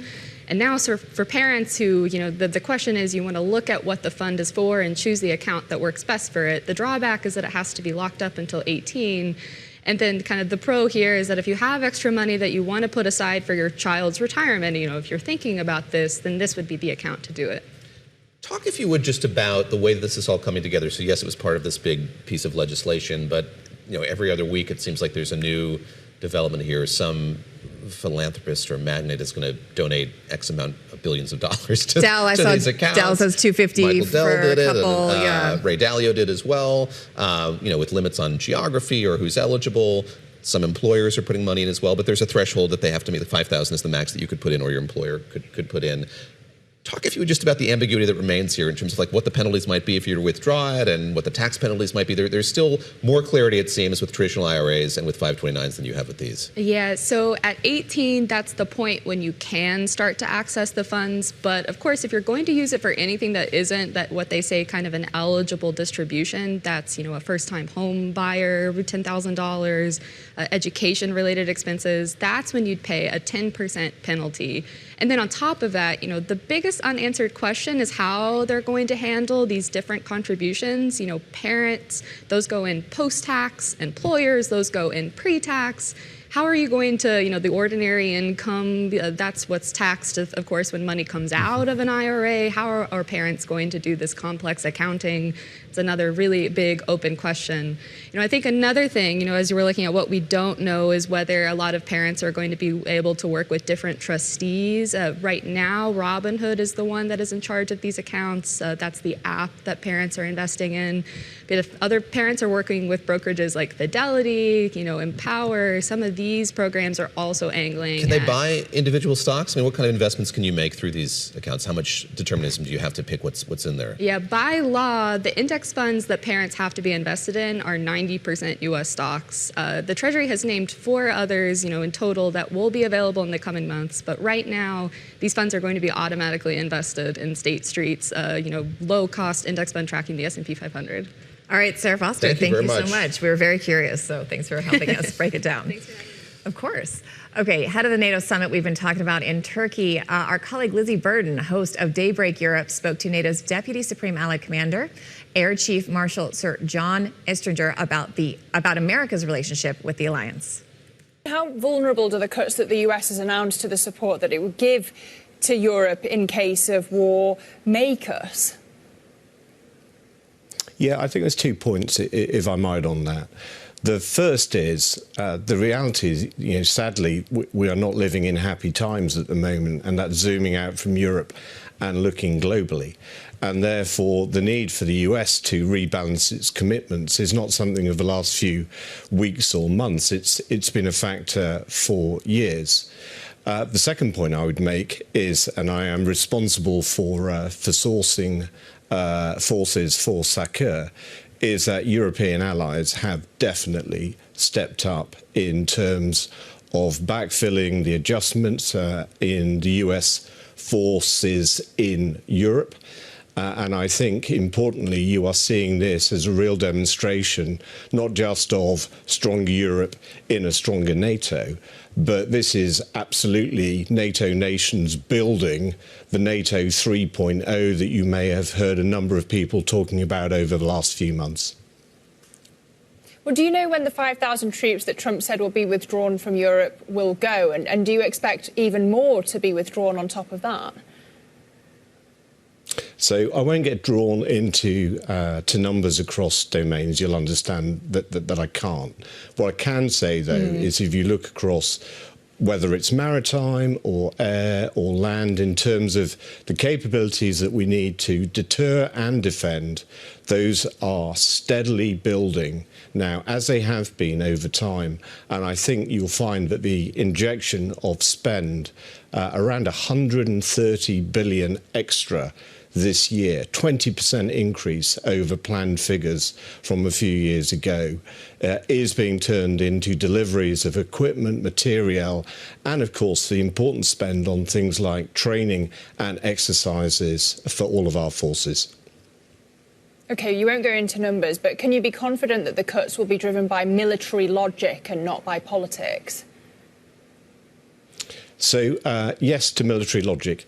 And that's absolutely where we have gone to find the forces to backfill against the American force adjustments and the capabilities that they need for the alliance. I mean, the US is fundamentally asking for the balance, the burden to shift within the NATO alliance. Does that mean that there'll be more power for Europeans within NATO? Well, NATO, quite rightly, has been an alliance since its inception. 12 members, first off, remember, in 1949, 32 members now. That it is an organisation that is driven by consensus on all the really big issues, on getting the 32 nations to agree. And as a European, I look at European and Canadian forces stepping up over just, the 3 or 4 years that in 2 NATO appointments I've been in, as a very clear demonstration of them stepping up, of acquiring additional capability. And so that burden sharing or burden shifting, which, as I said, was going to be a thing anyway, is now being done in a sensible, proportionate way, absolutely driven by military logic. I think what you hear there is still the level of stress a lot of leadership at NATO is under when it comes to this funding issue. And so you mentioned a little while back, Mark Rutte, the Secretary General, was in D.C. having this conversation with President Trump, and there were those gilded charts designed to kind of play to the president. It's a good demonstration. Yet still, this funding issue is one that is clearly front of mind to the president. And look, this is not exclusive to President Trump. President Obama used to get very upset about this. Just President Trump obviously has a much harder approach when it comes to foreign policy. But it's not just about funding. It's about where it's being allocated, if it's being allocated to the right things, and how to coordinate all that with an alliance where, all the jets have to talk to all the different things. That they got to make sure they're on the same page, or it doesn't matter how much they're spending, it won't work. Let's keep talking about it here in a minute. We're going to talk to Wendy Benjaminson out of D.C. next. More on NATO and that summit coming up. Also ahead on this holiday weekend, we're going to speak with a commissioner of the nationwide America 250 celebration to find out what else is planned. That's coming up. Welcome back to Bloomberg This Weekend. Our colleagues from all over the world convening on Ankara in Turkey in the coming days for the start of that NATO summit, which kicks off on Tuesday of this week. Here to talk more about it, what to expect, is Wendy Benjaminson. She's our senior editor based in Washington, D.C. Wendy, great to speak with you. We were hearing a bit about what's on the agenda there from the Deputy Supreme Allied Commander for Europe, and I want to pick up from what he said there. How large do you think this funding issue is likely to loom? They have these summits year after year after year. There have been many in which President Trump has made this the primary focus. As countries have agreed to contribute more relative to their GDP, is it starting to subside, or do you expect the same conversation to take place here in Turkey this week? Well, as we know Trump, David, I think the same conversation will probably happen. This has been a bee in his bonnet for his first term, his second term. And it's one thing that he actually has a fairly large amount of support on, which I think your guest and Christina both said. I mean, nobody really argues that Europe can now afford, as they couldn't when NATO was formed, to contribute more to their own defense. And so, but Trump, has made some progress on that. He's made actually pretty good progress on that. And so I think, yes, he now has the bit between his teeth, and he will continue to bring this up. The one thing that goes sort of amiss when he does this is that he keeps saying that the U.S. has never gotten anything out of NATO. And he either forgets or doesn't know that when 9/11 occurred, That was the only time Article 5 of NATO has been invoked, which is when Europe came to our defense, became part of the coalition of the willing, and helped us fight al-Qaeda in Iraq and Afghanistan. So, the one time NATO actually was engaged, it was on our behalf. So Trump does rankle NATO members when he says that, but he's probably going to say it again. Rankle tomorrow. again. Especially a few of the smaller NATO members who proportionally lost quite a few service members in Iraq and Afghanistan. I know we're very upset about hearing that messaging from President Trump. One of the things that we've heard, especially from the Germans, who've said, look, we understand the argument that we need to contribute more to our defense. We're working on getting up to that 5% threshold, but you've got to give us time to get there. It's the constant changing of policy and the quick pivots that European allies have said, we don't argue with you on the point that we should be doing more, but we can't get there fast enough. And there's going to be a gap in between if you are pulling U.S. forces out, if you're pulling these fighter jets out, we can't backfill fast enough unless you give us some lead time. Do you think that's a place where at least give us some time to make this happen might be able to be an argument where they'll get some more traction with the president? It might, Christina, it might, because, Trump has shown a willingness to be patient, a little bit patient once someone is going along with his plan. I would cite the Iran talks where, once the talks began, once they started negotiating, he was saying things like, sure, let them have missiles, sure, let them keep this, we'll give them their money back. So I think, that argument may fall well with Trump. When Hegseth announced that they were Defense Secretary Pete Hegseth, said that they were pulling troops out of Germany and Poland and withdrawing troops, that completely blindsided our allies. There was no consultation ahead of time. And so it was probably a tactic to get them to speed up, and probably not that warmly accepted. But we'll see. Maybe if they do plead for time, they'll get some. Well, do you help us understand the continuity between the G7 summit we just had and this NATO summit, particularly when it comes to the issue of Ukraine, which is one of the key agenda items that's going to take place at this summit? And we did hear from President Zelensky that he had a conversation with President Trump yesterday. He said in a tweet, we've agreed to continue discussions during the NATO summit. And in Ankara, there was a lot of confusion at the start of the G7. Would these two leaders have a one-on-one meeting? They did get some time together. The president talked to President Putin yesterday as well for 85 minutes, according to one of the president's foreign policy advisors, I should say President Putin's foreign policy advisors. Talk about this crucible for conversations about ending that war. A lot of happy talk from the Russians about wanting to do that. Of course, similar happy talk from President Trump about wanting to find some sort of diplomatic solution to this as well. Still a lot of resolve from the Ukrainian president about ending this, yes, but wanting to do it on his own terms, yes. Right. Well, first, David, remember that this is a very short summit, and it's I think a day and a half. Yeah. And it's and that's partly because it comes right on the heels of the G7 meeting, which include the largest and most powerful members of NATO. Not the smaller, Baltic countries and things like that, but it is the largest economic powers in Europe and elsewhere. And so, yes, they have a very limited time to talk about this. They probably will, though, especially because, as you noted, there was that long phone call with Putin yesterday, from which we've only heard from the Russians on. So we only have the Russian interpretation of that phone call. And twice now in 2 weeks, Putin has said that Trump's negotiators, Steve Witkoff and Jared Kushner, his son-in-law, will be coming to Russia as soon as Iran is settled to begin negotiating a peace in Ukraine. Now, we have heard nothing from the Americans that that's next on Witkoff and Kushner's agenda. And when Iran is settled could be quite some time from now. Okay. So, Putin will not obviously not be at the NATO summit, but Zelensky will. They will, not as a NATO member, but as a guest. So maybe he'll be able to get in the presidency here again with that.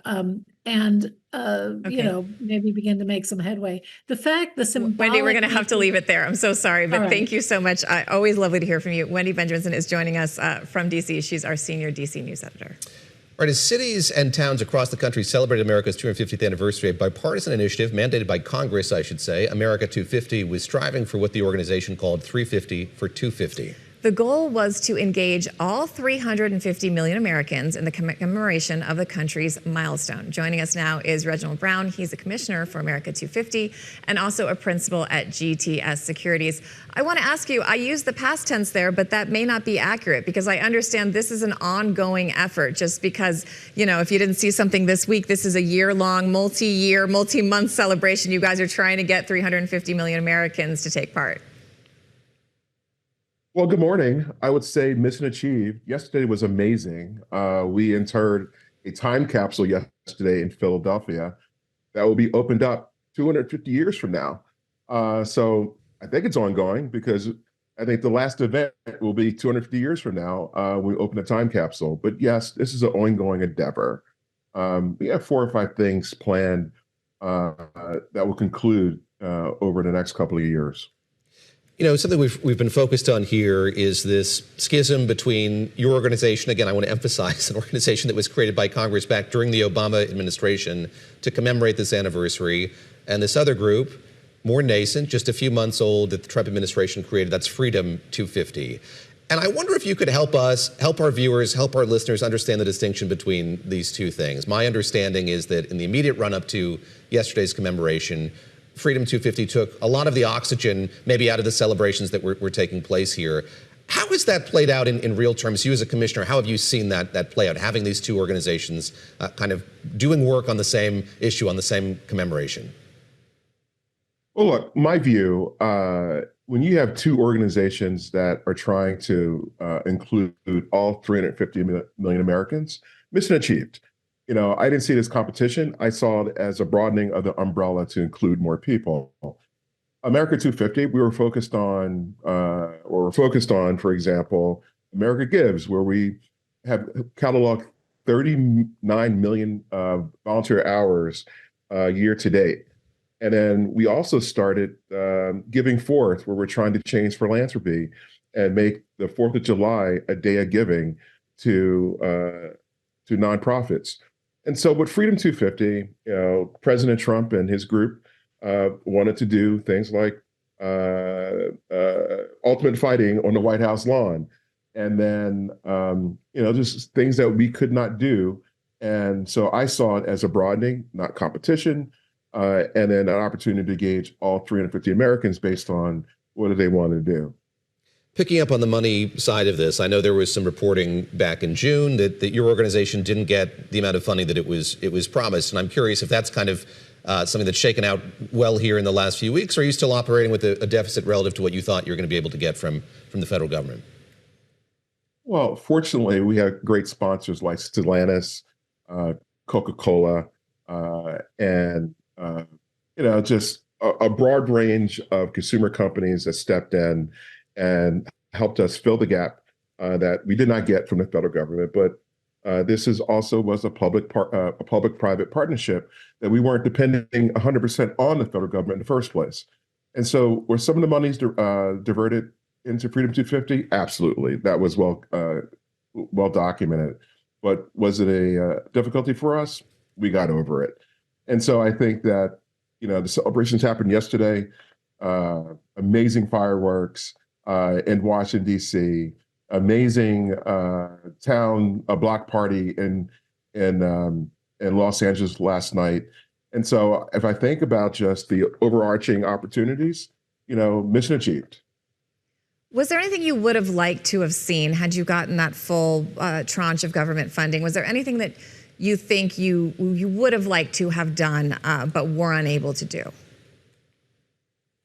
Yeah, listen, I think we had a whole list of technical ideas that we wanted to unravel, and some of them were pretty big and bold, and some were just, weren't able to achieve.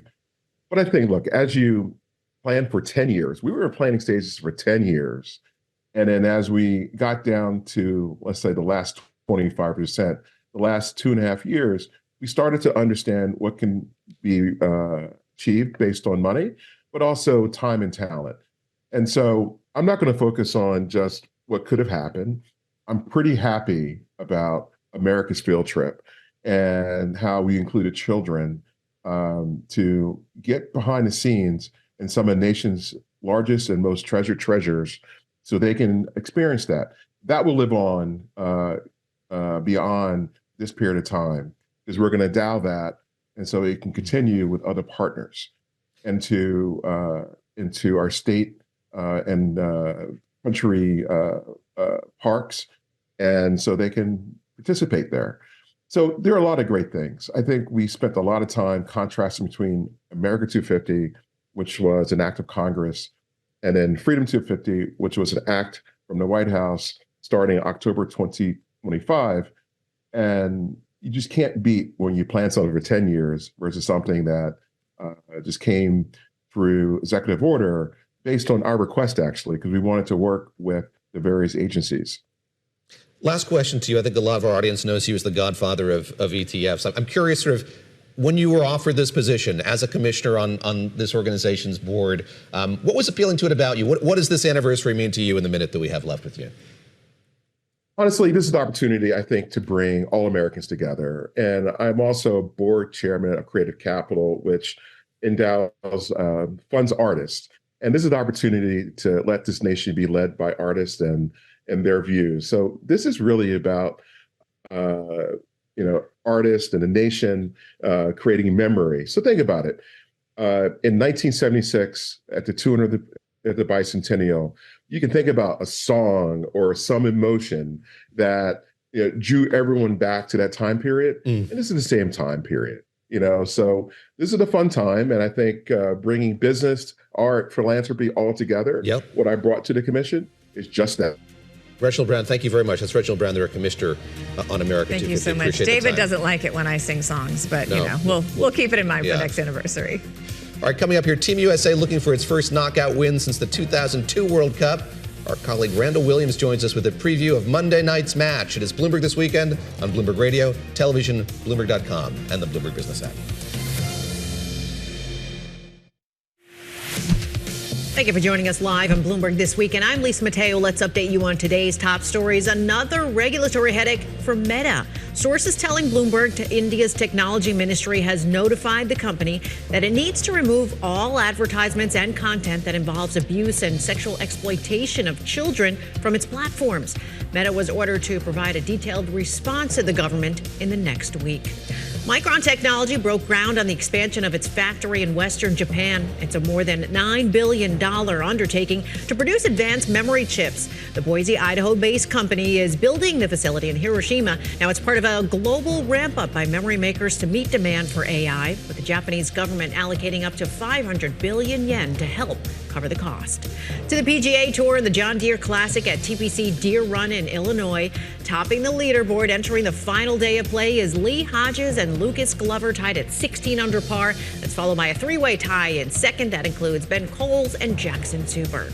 And in World Cup action yesterday, Morocco, they topped Canada 3-0. France defeated Paraguay 1-0. Today, more action. We have Brazil taking on Norway and Mexico going head-to-head with England. David and Christina. Lisa, we've got Randall here. You should pull him aside for some of those golf names before he leaves. Thank you, please. Those were all I gotcha. eminently pronounceable. I need your help, Randall. No, you're killing it today, Lisa. Thank you, All Lisa. right, thank you.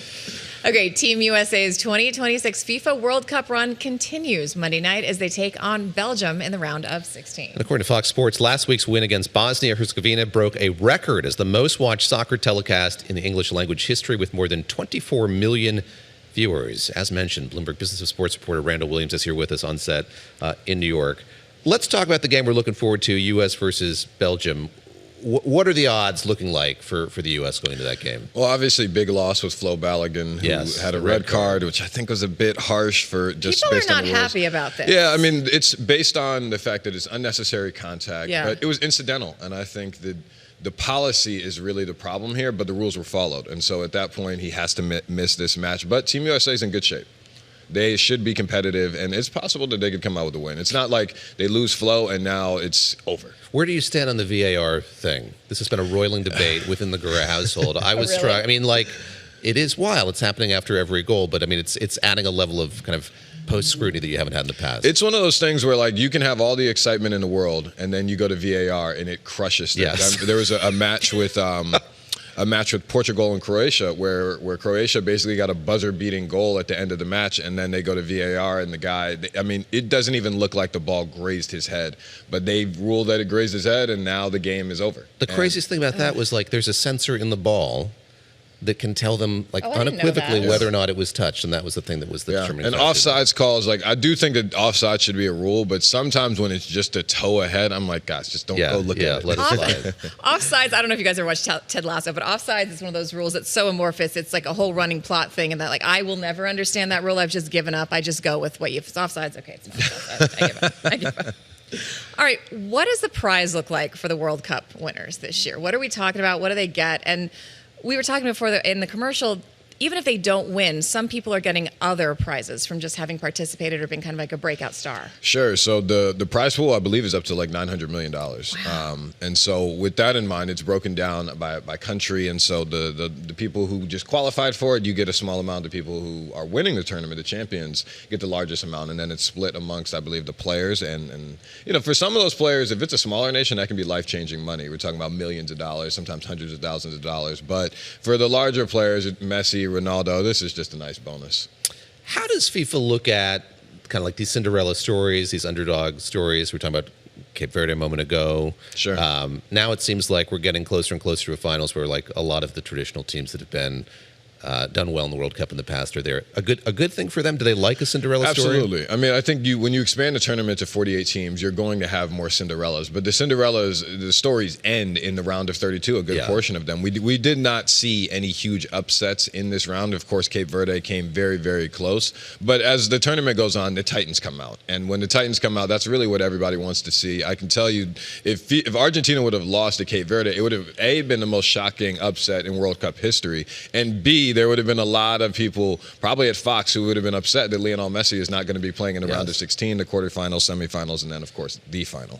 So Fox is probably very happy that Argentina is going to continue, but it's one of those things where FIFA absolutely benefits from having smaller nations because these Cinderella stories mean a lot to people in the nations that they come from. But in the final rounds, they're probably pretty happy that most of the big stars are there. In some way. I think a good upset always galvanizes people. But if you had to ask, of course people want to watch Mbappe, they want to watch Ronaldo, they want to watch Messi, and so many more continue and advance their careers. So I'm one of those people too. I would hate to see someone, and then the narrative games take over where, you know, if Messi goes out in the round of 32, you're going to be like, oh, look, Ronaldo fans are going to be like, look, Messi lost. And if Ronaldo goes, so it's one of those things where it's fun, but of course, everybody wants to see the stars on the biggest stage. You are more fortunate than the two of us. You've been to a number of these games. And I know in the run-up to the World Cup, there was a lot of concern that because of the dynamic ticket pricing, which a lot of people have decried, maybe there would be empty seats in the arena. Like, who's going to be able to pay for these? Are they going to be able to sell all these seats out? Sure. What's it been like in the stadium, watching these games unfold? How much excitement is there? And in fact, are there any empty seats at the Meadowlands? The only seats that I have seen that are empty are sometimes suites, which is fascinating. The fact that interesting. But I'm talking like the entire stadium is full, and then there will be 10, 12 suites that are empty. Outside of that, you're talking about 80,000 people in MetLife Stadium in Estadio Azteca in Mexico City. So FIFA's doing just fine. They've already broken their attendance record. This is the most attended World Cup. They have many matches left.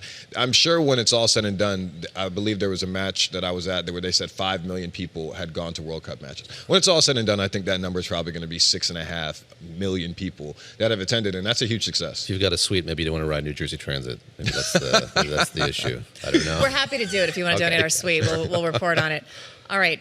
Who is your favorite to win at this point? I mean, you have to go France. You have to go. I mean, they have just been blasting teams. Yesterday's match with Paraguay, I think Paraguay was just playing physical, trying to survive. Physical is match. one word for it. Yeah, exactly. I will say. Exactly. That's a dirty but game. they have so many stars, and I think it's really a thing of them. Like, if they play to their top form, then they're going to win it all. But there are several contenders that have beat them. Spain beat them in the Euros years ago. Argentina beat them in the final 4 years ago. And so I think that they can be beaten. But at their highest form, France is one of the greatest teams of all time that I've seen.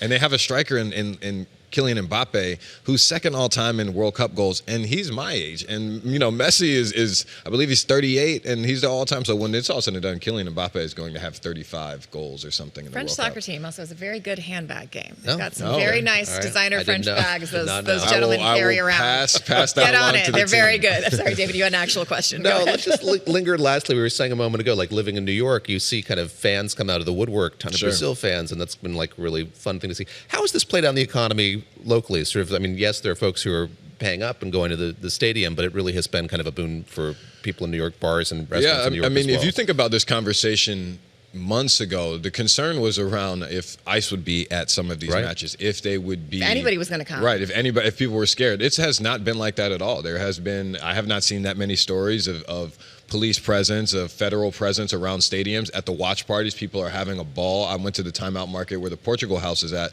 and they celebrate like they're there and so, at the stadium. And so with that in mind, FIFA considers this a tremendous success. I think the U.S. considers this a tremendous success. And, of course, our neighboring countries, Mexico and Canada, do as well, just because the amount of tourism that they're bringing. And that tourism is evidently going to mean hundreds of millions of dollars in economic impact. People are coming here and having a good time. They're trying the food. People are TikToking about it and saying, I love New York pizza, and so many other things. So it's been a huge success, and I would not be surprised if the World Cup is back here in the next 15 years. It's been a little lovely, you know. 4th of Buc-ee's. July. People going to Buc-ee's. That has been a big thing. Everyone should go to Buc-ee's. How's it I haven't seen the Buc-ee's tweet? People are going to Buc-ee's and they're like, what is this magnificent place? And they're having a good time. The European mind truly cannot comprehend a Buc-ee's, I think. All right, Randall, thank you so much. Thank you for having me. Great to see you. And the game coming up here, just you'll be watching it, I assume? Yeah, I will. You know, if Randall gets some extra seats, you could share with All his right, colleagues. we'll But work on that. we did make him work on a Sunday, so I don't know if we're in his good books. Let's see, in the All break right. here. Okay, coming up here, the history of the dollar. When we come back, our conversation with Brendan Greeley, the author of the new book, The Almighty Dollar. And if you are headed out the door on this Sunday, hey, take us with you no matter where you go. Watching soccer, head to the park, watch Bloomberg TV, listen on Bloomberg Radio, stream us live on the Bloomberg Business app. We're there with you this weekend. It's Bloomberg This Weekend. Stick with us. We will be right back with much more.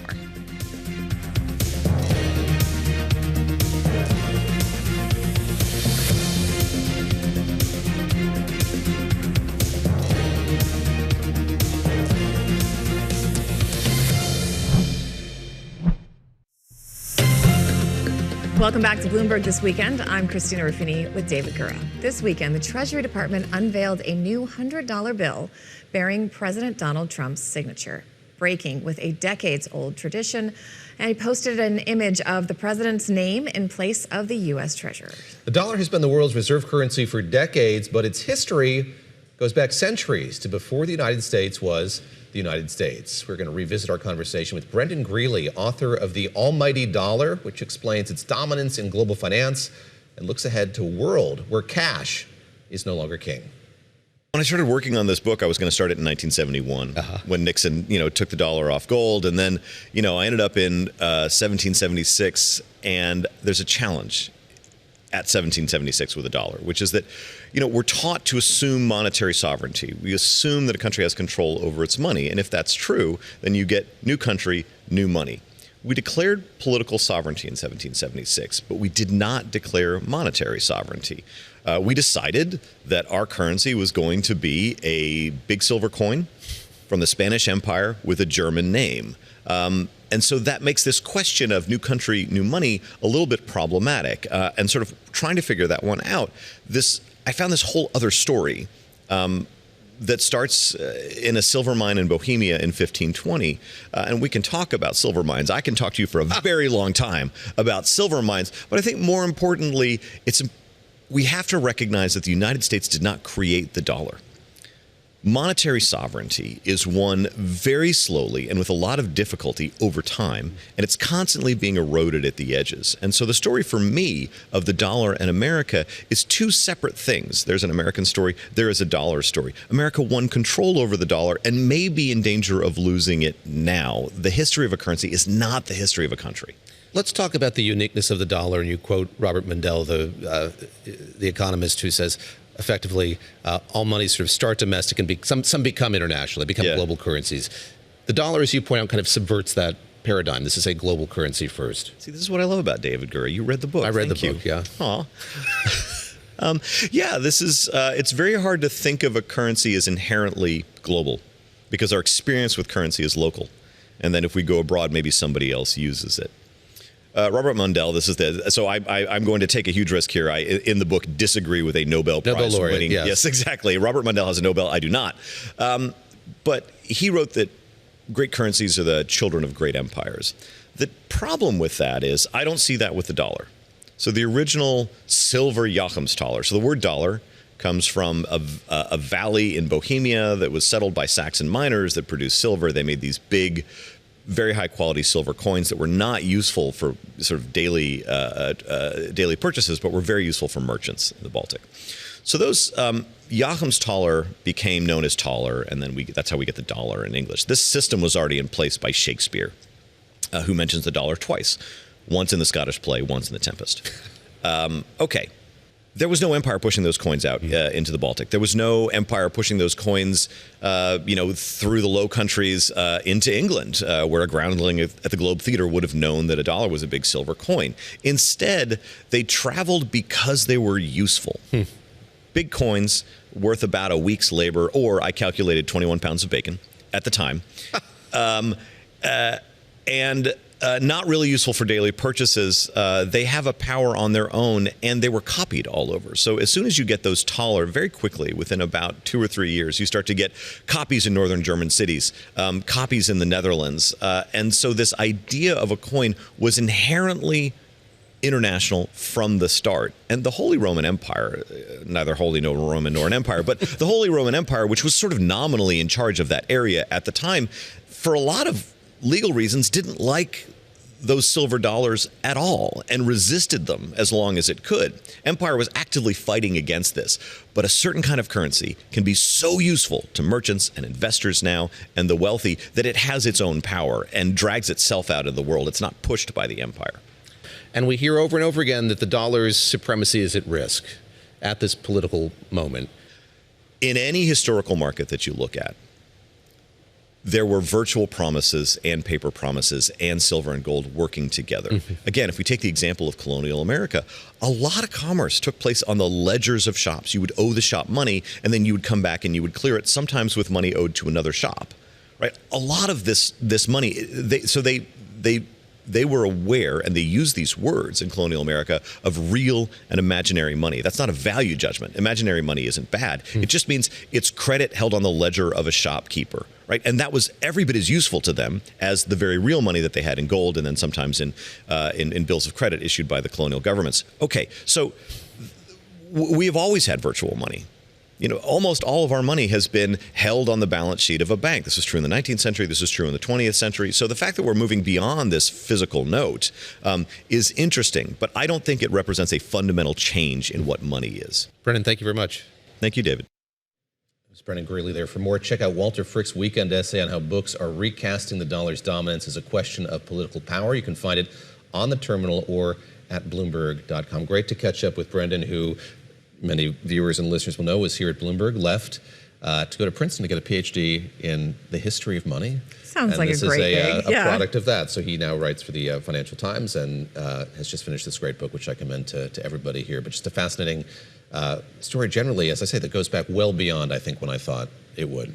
This is still on my list. We talked about it. I did read one on the history of the dictionary. We were just talking in the break. I think I'm going to get this one for our little fake weekend for Monday, Tuesday, because it's so relevant to everything we've been talking about the history of America and just the financial system, which we spend so much time talking about here I was saying to Christina, he writes wonderfully.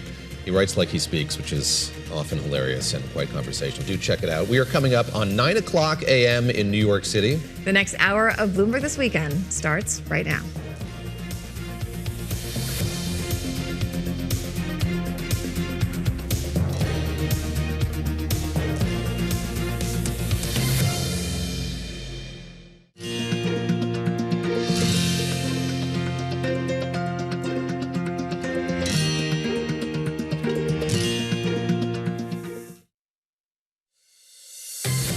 Welcome to Bloomberg This Weekend, live from New York with David Gura, Christina Ruffini, and Lisa Mateo.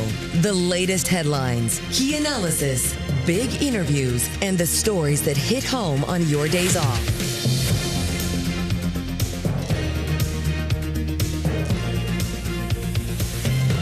Well, welcome to all of you, our viewers and listeners. We're coming to you live from Bloomberg's World Headquarters here in New York. I'm David Gura. I'm Christina Ruffini. We are here with Lisa Mateo. It is Sunday, July 5th. Hey, I had to say the date 2 days in a row this week. You got it. The 4th nailed and it, the as 5th. Lisa would say. Speaking of Lisa Mateo, she's going to get us up to date with the headlines. Lisa? You got it. And those celebrations, they were held across the U.S. last night. We're talking about the nation's 250th anniversary. Speaking in Washington, after storms actually prompted a roughly 2-hour evacuation at the National Mall, President Trump took the time to honor veterans, but he also mixed politics with patriotic appeals, pushing for the Save America Act.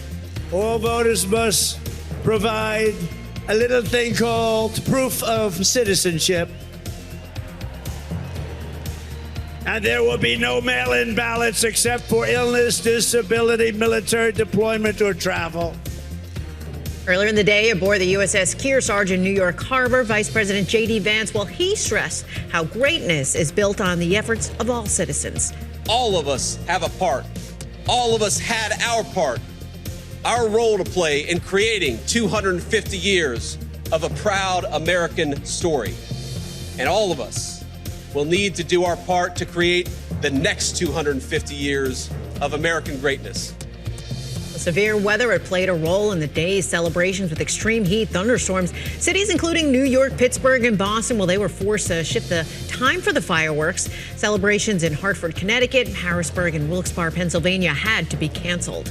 In New York, the Brooklyn Bridge briefly caught fire after the Macy's 4th of July fireworks show. Several fires, they were put out. The NYPD said no injuries were reported. Now, meanwhile, Russian President Vladimir Putin, he congratulated President Trump on the 250th anniversary of the U.S. independence in a phone call yesterday. The two leaders, they talked about Ukraine and the upcoming NATO summit in Turkey on Tuesday. President Trump also said he is ready to facilitate a swift end to the hostilities in Ukraine. And Kyiv's Mother Ukraine monument, it was illuminated in the colors of the U.S. flag. The president of the American Chamber of Commerce in Ukraine saying, quote, "Here we stand united. Kyiv stands, Ukraine stands, and business stands. All united with Ukraine." That event, it was organized by the American Chamber of Commerce in Ukraine as part of the U.S. Embassy's Freedom 250 celebrations. And in other news, major OPEC Plus members, well, they have agreed to another modest increase to their collective oil production quotas for next month. At a video conference earlier today, 7 nations led by Saudi Arabia, Russia, they agreed to add 188,000 barrels a day to their output target. David and Christina. Lisa, thank you very much. Not a huge number, but these all add up as they continue to expand what they are producing. Exactly right. It's going to be interesting to see as all those ships start to move out. Obviously, there's a bit of a glut right now, but what will that pace be? What will that look like? And what will the strait look like as we move forward? Yeah. All right. The weather delayed President Trump's July 4th address last night. He took the stage speaking of what he believes America is currently fighting against, and that is communism. America will never be a communist country. Won't happen. Communism is a loser, and it always will be. The communist system is the opposite of the American system, and the communist system has never worked. Our warriors did not fight communism on battlefields across the world, only to have that menace rear its ugly head right back here in America. We're not going to let it happen. All right, Bloomberg's own White House correspondent Jeff Mason covered the president's address last night, and he joins us now. Jeff, you were always going to have a late night, but you had an even later evening because all those storms and disruptions kept delaying things, and I think would have canceled it possibly with any other president. But as he mentioned in his speech, the president was never not going to speak last night. So what were the highlights? When did he finally take it to the stage, and what are the big takeaways? Not Donald Trump. He does not cancel a speech like that. And you know what? I ended up in the press pool with him and with the reporters who went to the mall for that speech. And just for a little color for everybody, it was raining when we got there. The president and his entourage went into kind of a glassed off structure that had been put together for them and waited out the rain for another 45 minutes or so. And then he came out to the stage shortly after 11 o'clock, spoke until shortly before midnight, and got a good response from what was a pretty Trump supportive crowd, which makes some sense, of people who came in for the 4th of July. As far as highlights are concerned, he did sort of a mix of some traditional 4th of July themes, a few moving moments where he brought up World War II veterans and veterans from other wars to salute flags that they had placed on stage, some old flags from U.S. history, but also mixed in some very, very partisan politics, including that note about communism, which is a reference to the Democratic Socialists who won primaries in the last few weeks in a couple states across the nation, and his push for the Save America Act, which is the bill or the measure that would restrict voting access across the United States, specifically restrict mail-in voting and also require voter ID. Jeff, let me stick with that. I saw some comments from Steve Bannon to Politico. We're going to dig into this a bit more in a few minutes here, but he said that Republicans and Democrats are really having a hard time here kind of figuring out how to respond to what we've seen, this surge from politicians who identify themselves as Democratic Socialists. Is it clear to you from listening to the president, yes, last night, but also on the trip that he took earlier this week to the Dakotas, that he sees this as a winner? He feels confident that this is a binary that he's keen to embrace. Absolutely. And what the president likes to have, whether it's with the media, whether it's with Democrats, whether it's with some other entity, he likes to have a foil.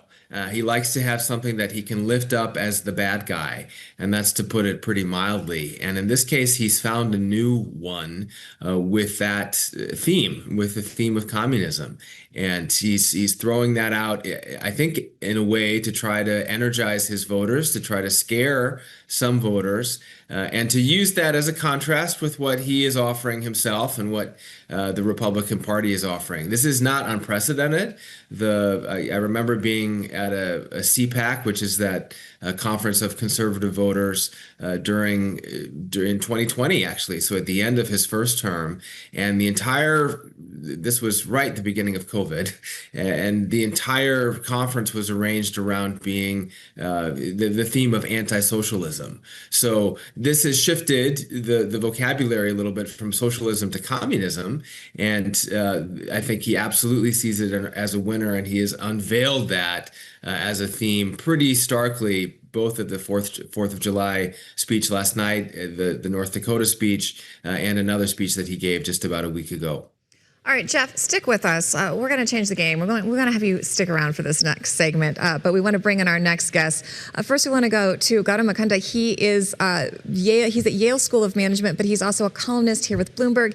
And on set, we have Politico's New York Playbook co-author, Madison Fernandez. And I just want to ask the two of you, as more Democratic Socialists are entering the primaries nationwide, how big is the Democratic tent? Is there room for both centrists and socialists, or is there going to be a family breakup, a party break, some sort of fight here at some point? Madison, let's start with you, since you did come in on a Sunday. Not that we don't love all of our other guests, but you know. I mean, Democrats would certainly love to say that they're a big tent, and they do say that. But I think you're going to see over the coming months, it is going to be a challenge about how they're going to work with all these priorities together. I mean, you have a group of moderate Democrats right now who are trying to say, we don't support socialism, but we do want to work together. And, you know, I was speaking with Congressman Tom Suozzi last week as he's part of this effort, and I asked, you know, what are you going to do to make sure that the whole party doesn't just devolve into chaos? Because the reality is Democrats do want to stay on message and fight against Trump, and they don't want to be distracted by fighting with each other. And, you know, he pointed to the Freedom Caucus on the other side. He's like, we don't want that to happen. So I think that there's a lot at stake here for Democrats, and they are going to have to figure out how to work together. Echoing what we heard from Wes Moore, the governor of Maryland, yesterday, his optimism that the tent could be big enough. Gautam Mukunda, let me turn to you on this very same point. And I guess a lot of difficulty here is maybe in the name itself. And of course, the Democratic Party is a party, as the name implies. Democratic Socialists are not. It's a group of elected officials and voters. How much does that nuance matter? How awkward is the fit in national politics? So I think it's going to get pretty awkward in some cases. I mean, dissolving into chaos is the Democratic Party's base state, so I think they're all used to that. That's their norm. But I think you can make some distinctions, right? So it's not that hard for most Democrats to work with AOC or with Mayor Mamdani. Chevalier, this new candidate out in New York, who's going to be in Congress, her sort of radicalism and her record of statements on Twitter and things like that is such that it's going to be much, much more difficult for Democrats to embrace her. But I do think that might actually create an opportunity for some, where if we go back to the 1990s, which I know are, like the dawn of time for many of us, where Bill Clinton really separated himself out from the crowd by, as they said, what they called his sister soldier moment, by criticizing people on his left. It wouldn't surprise me to see Democratic candidates, as they start to maneuver for 2028 or even 2026, thinking very seriously about separating themselves from the DSA and actually gaining some political advantages from that. Adam, you're not going to be allowed back if you're going to be talking about the 1990s being so far away. I like to live under the delusion that that was only like 10 years ago. Jeff Mason, I do want to ask you, it seems like the White House wasted no time at all on seizing on this line of attack, kind of conflating socialism and communism, which I learned recently talking to some fairly educated friends. A lot of people don't really know or understand the difference and don't really care the difference between. Is the White House going to use that to their advantage? And I think we're already seeing it a little bit, including the president's remarks. For sure. And I think you're also right about that distinction, that's not a distinction that many Americans make. Communism, apropos the 90s, Christina. Hey now, careful.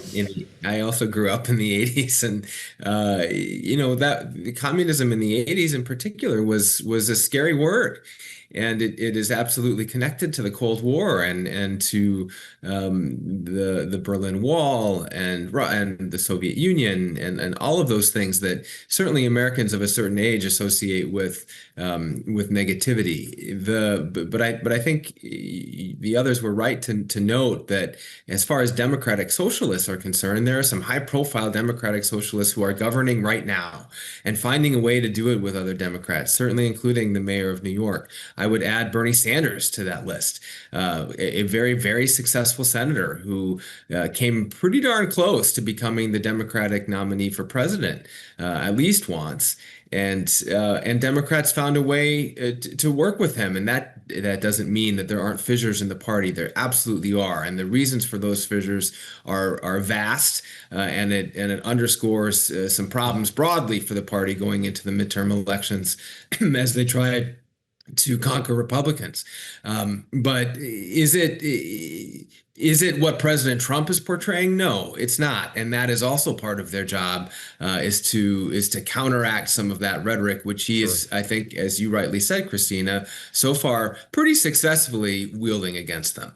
Madison, let me pick up on what Jeff was talking about there, the role of Mayor Mamdani here in New York. And as you've noted in the New York Playbook, he's had a lot of high-profile phone calls in recent days with Kamala Harris, the former presidential nominee, with Gavin Newsom, who could be the Democrats' nominee going forward here. What does that say to you, their willingness to engage with him, about how they see him and the role that he's playing in the conversation that we're talking about? It speaks to an acknowledgement that this is the path forward that brings in more voters who are frustrated with the establishment and perhaps disillusioned with politics, disillusioned with the Democratic Party. And when you have someone so popular like Mayor Mamdani, why wouldn't you reach out to him to try to get him on board, get his voters on board, especially when you see the victories he had in the New York primaries? Just something else I wanted to respond to on countering this rhetoric.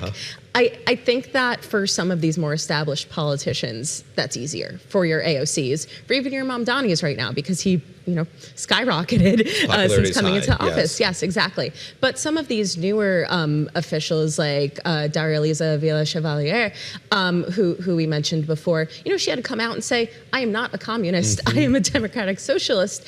And that's just going to be more difficult for some of these newer folks who don't have a high name ID, who people don't know, when you have this rhetoric coming from the Republican side. Look at these communists. So they have to spend more time countering that. And that could be frustrating when you're just trying to get the Congress to do your job. Especially at a time when Democrats felt they really did have the upper hand with messaging, given the unpopularity of the war, the tenuous nature of the U.S. economy going into the midterms. We now have to have this whole other discussion.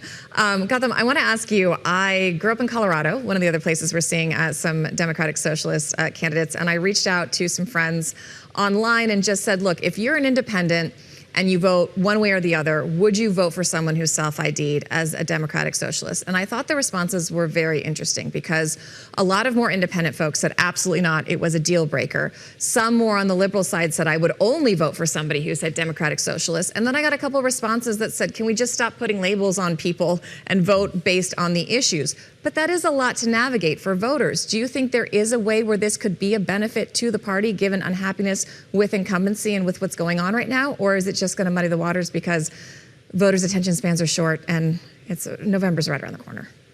Yeah, November's coming up, and I think we should split this up into a few different things, right? So the DSA phenomenon seems to be largely about deep blue urban areas, particularly New York, right? They had Kuros win Colorado, but it doesn't seem likely they have the same level of strength here. What we saw in Colorado, other than Kuros, was just a profound anti-incumbent push from Democratic voters who looked at their establishment and said, you had one job. You had one job. Your one job was to beat Donald Trump, and you failed. And we will take anyone over the people who failed at that one and only task. And that, I think, is how you see Weiser beat Bennett. And on the flip side, in Colorado, they have this huge advantage where the Republican nominee looks like it's going to be, it's Marx, who, I'm trying to put this in a diplomatic way, if you believe his own testimony about his life is, either delusional or a murderer, like one of those two things kind of has to be true. So that really changes the dynamic in some pretty profound ways in state by state when you're running against someone like that. Madison, I'll turn to you lastly here just on this issue. I mentioned the Steve Bannon interview, and maybe you can just kind of synthesize what he had to say in that conversation with Politico. Does he feel like Republicans are equipped to, yes, the president clearly feels like he is able to push back on this. Do Republicans largely have a unified message on this yet? I mean, I think on both sides, there's going to be work to do to come there with a unified message. I mean, you're already seeing Republicans in recent weeks attacking Democrats on this front. But, when there are a lot of concerns about the economy, about rising gas prices, about everything, it's going to be interesting to see if voters are making the connection that President Trump is trying to make. Because I think a lot of what he's saying speaks to the concerns, the economic insecurity. But if they're running around saying, look at all these socialists, look at all these communists, I think there has to be another step there that I'm not sure we're there yet. Madison Fernandez, thank you very much. Great to see you here in studio in New York. Jeff Mason, thanks to you. Gautam Mukunda, appreciate your time on this Sunday as well. No doubt this conversation will continue to evolve here in the lead up to November. I feel like that's definitely true. It's right around the corner. It's always an election somewhere. All right, some big decisions from the Supreme Court this term, putting presidential power to the test. A look at the next cases on the court's docket, plus a new interview with retired Justice Stephen Breyer. That is straight ahead on Bloomberg This Weekend, on Bloomberg Television, Bloomberg Radio, and at Bloomberg.com.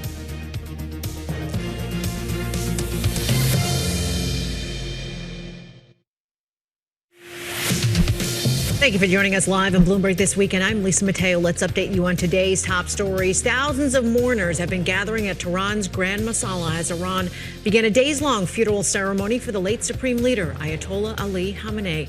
He was killed in the first wave of Israeli and U.S. airstrikes on Tehran more than 4 months ago. The late Ayatollah will be buried on Thursday in his birth city of Mashhad. Venezuela's official death toll from last week's twin earthquakes, it nears 3,000. The number of injured, that rose by roughly 4,000. Families of those still missing, they continue to press authorities to intensify search and rescue efforts. The Trump administration stepping up efforts to cut red tape across the federal government. It released a regulatory plan that would eliminate 702 existing administrative rules. The measures include environmental review requirements for energy products, energy efficiency standards, and rules that promote diversity, equity, and inclusion. In total, the administration projects $1.5 trillion in savings for the economy. And the New York Times is reporting the Trump administration rolling back more than 36 firearms regulations. It includes abandoning a crackdown on illegal sales and restoring gun rights to some people with mental illness. Critics say the administration is weakening public safety. David and Christina. Lisa, thank you very much. Appreciate that update. Okay, the Supreme Court wrapped up its term last week, capping off a series of momentous decisions and setting the stage for important cases to come in the fall. President Trump celebrated one of those decisions that expanded executive authority and says he will still pursue the firing of Fed Governor Lisa Cook, except a decision there that limited some of his abilities to do so without basically her proving that she had created some sort of malfeasance before they take that step.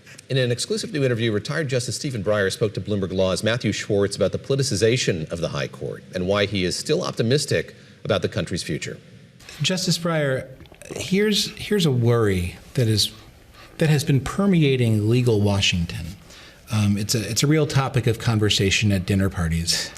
That at some point, this executive, or perhaps a future one, might simply treat a Supreme Court ruling as optional and won't obey it. The president says he'll obey the court, and to this point he has. Are you worried about the day that changes? I don't want it to change. Andrew Jackson discovered what happened. He thought he wasn't going to follow the court, perhaps in the Cherokee case, which had to do with northern Georgia. He soon discovered that South Carolina thought, what a good idea. Let's not pay the federal taxes that we owe, or the duties, or whatever they were then. And many thought that's why Holmes is interesting, because you get a point of view the Civil War was not just about. It was not just about slavery. It was also about, can we hold this country together? So is it something you worry about? I worry about all kinds of things. And of course it's something you worry about, but we've spent many, many years in which the public has become, like the air we breathe, absorbed the rule of law. And that's... Yes, it's like the air we breathe. And I hope that will continue. Our Justice Stephen Breyer there in conversation with Matthew Schwartz of Bloomberg Law. I want to turn now to somebody who's been to a Washington dinner party or two and is probably in tune to the conversation that Matthew brought up at the start of that interview. That's Greg Storer. He covers the Supreme Court for us here at Bloomberg News. Greg, let me go right there if I could. How much is this something that folks in Washington, lawyers and others, are talking about? How do you think of that in light of the way that the president reacted to the decisions that we saw in the last few weeks of the court's term? So good morning to you both. Thanks for exaggerating my social life, David. Not at all. Not at all. It has been a big topic throughout this Trump term.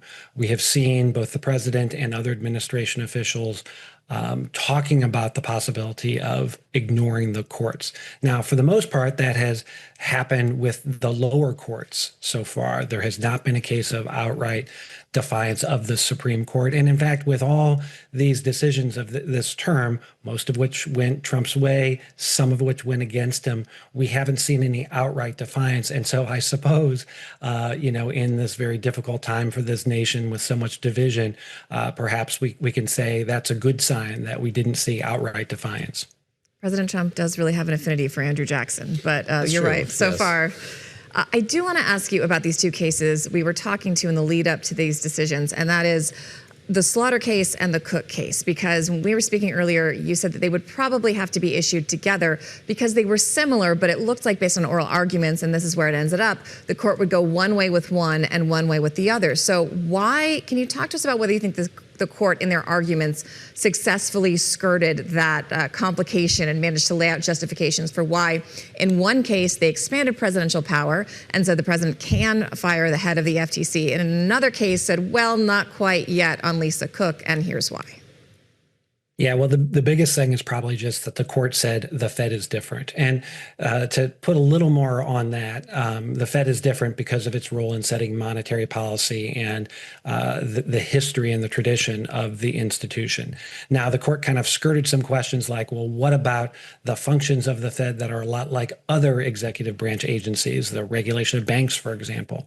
But the court did draw a line that says the Fed is not an institution where the president can fire people for any reason. Now, having said that, when we got into the issue of, okay, Donald Trump says he has a reason for firing Lisa Cook, the alleged mortgage fraud that she denies, the court essentially said, okay, we're going to protect the Fed to some degree for the time being. There's a lot of tough questions in here. There's questions about what kind of process she is entitled to before the president does that. And there's definitely a lot of questions about what is enough to constitute cause. That is, enough reasons the president could fire her. Not at all clear which way it will come out ultimately in this case.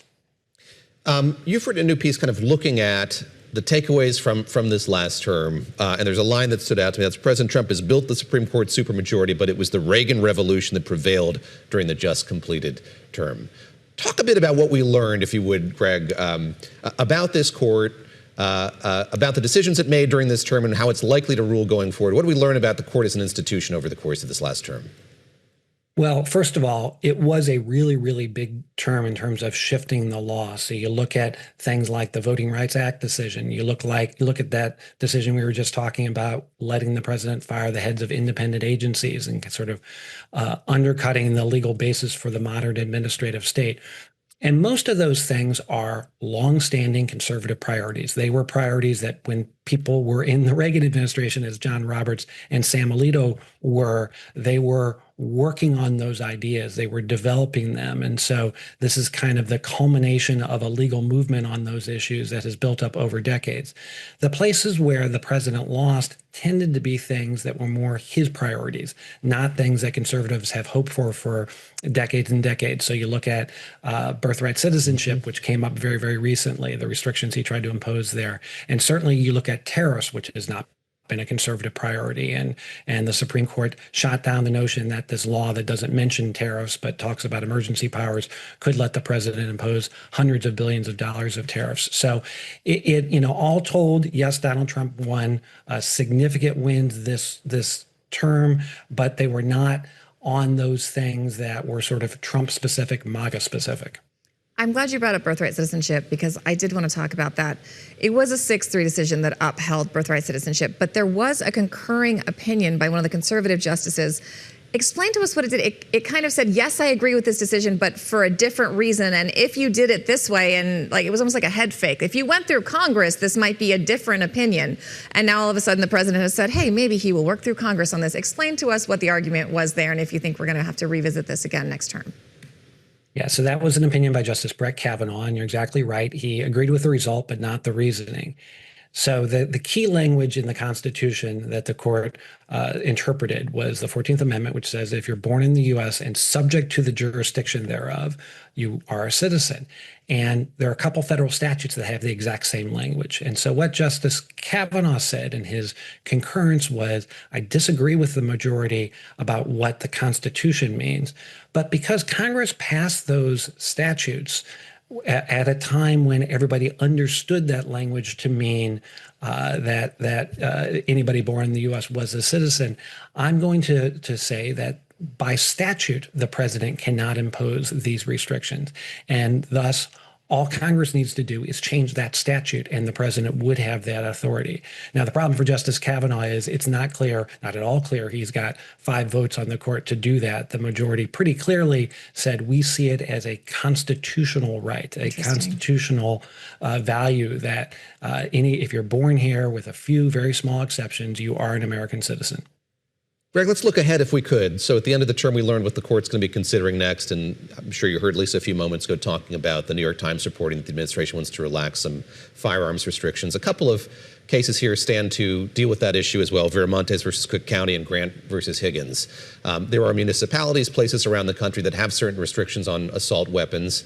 And I gather that's what the court's going to be weighing here. What insight can you give us into sort of the crux of those cases and sort of what the court's going to be looking into here in the next term? Sure. Yeah, the court has in recent years imposed much tougher rules governing restrictions on guns. So they've made it much harder for a state or local government to say we are doing this in the name of gun safety. The lower courts have generally said that states and local governments can ban so-called assault weapons, that those aren't protected under the Second Amendment. The court has really sort of hemmed and hawed about taking up this issue. Three justices previously said, three conservative justices, Gorsuch, Thomas, and Alito, have said, we want to take this up. Justice Kavanaugh has said, I think I want to take it up, but not just yet. And by the way, I'm really skeptical of these restrictions.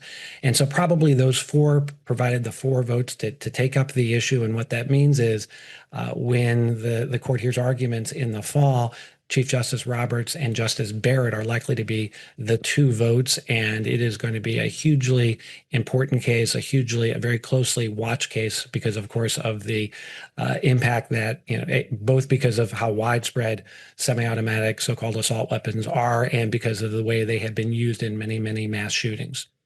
Greg, before we let you go, we've only got about a minute left. I do want to ask you, there was some drama about the potential retirement of Samuel Alito. What happened there? It turned out to be not true, but do you think it was just possibly too early? Are you expecting some sort of retirement this fall, particularly if Republicans lose control of the Senate?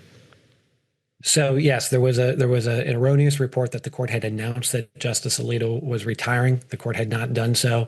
No indication. It seems very clear he's not retiring right now. He's not retiring in the next few days. A lot of people have started talking about, well, what happens if the Democrats take control of the Senate in the fall, as is at least possible? Would Justice Alito retire then? You can't totally rule it out. We're all going to be watching it very closely. It would be, from the court standpoint, hugely different from any other retirement, at least in the modern era. Justices don't retire because of an election. They retire at the end of a term. Yes, they think about who is in the White House and who might replace them. But for Justice Alito to retire, or any other justice to retire just because of the outcome of the midterms, would be a very new thing. Having said that, if Democrats take the Senate, it's entirely possible it'll be a long time before a conservative replacement could be confirmed. Sure. Greg Stewart, great to speak with you as always. That's Greg Stewart, covers the Supreme Court for us here at Bloomberg News. Thanks so much.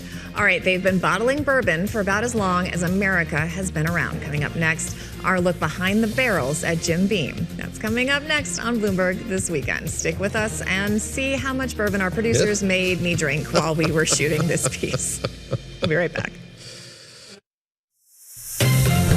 Welcome back to Bloomberg This Weekend. I'm David Gura alongside Christina Ruffini. There is nothing more American than bourbon, which is known as America's native spirit. That's right. We traveled to Claremont, Kentucky, home of Jim Beam, which sold its first barrel of bourbon more than 230 years ago. We talked about their long family history and how they're adapting to an evolving market.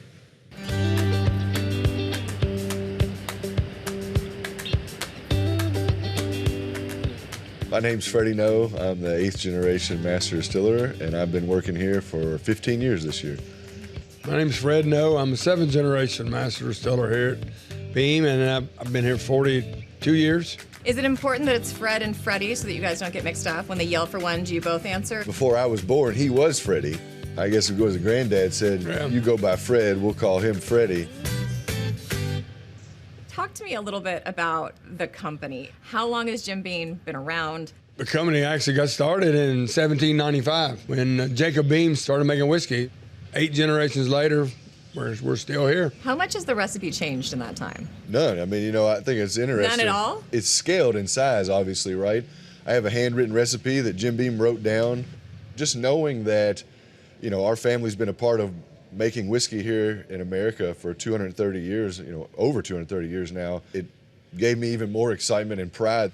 So if it's not a particularly complicated process, how do you distinguish? How do you make a product that's better? And how do you improve a product that's been around for so long? There's so many little areas where heat and time can impart different flavors. So it starts there with the yeast, then the cooking process, but then as it ages, there's a lot of magic. We say there's a lot of magic that goes on in there. We've been making one recipe for a very long time here and got pretty good at it. So for people who don't know, how does one make whiskey? How do you guys make it? Water, grain, yeast. We cook the grain, put it in the fermenter, add the yeast. After it ferments, we distill off the alcohol, put it in a barrel, and put it away in the warehouse. That's a simple. And so this has been in here for about 2.5 days. You can feel the warmth of this one. If you turn around and feel how cool this one is that's being filled. Oh, wow. This feels like a refrigerator. Yes. This one is like room temperature, warmer. So this one's about 65 degrees.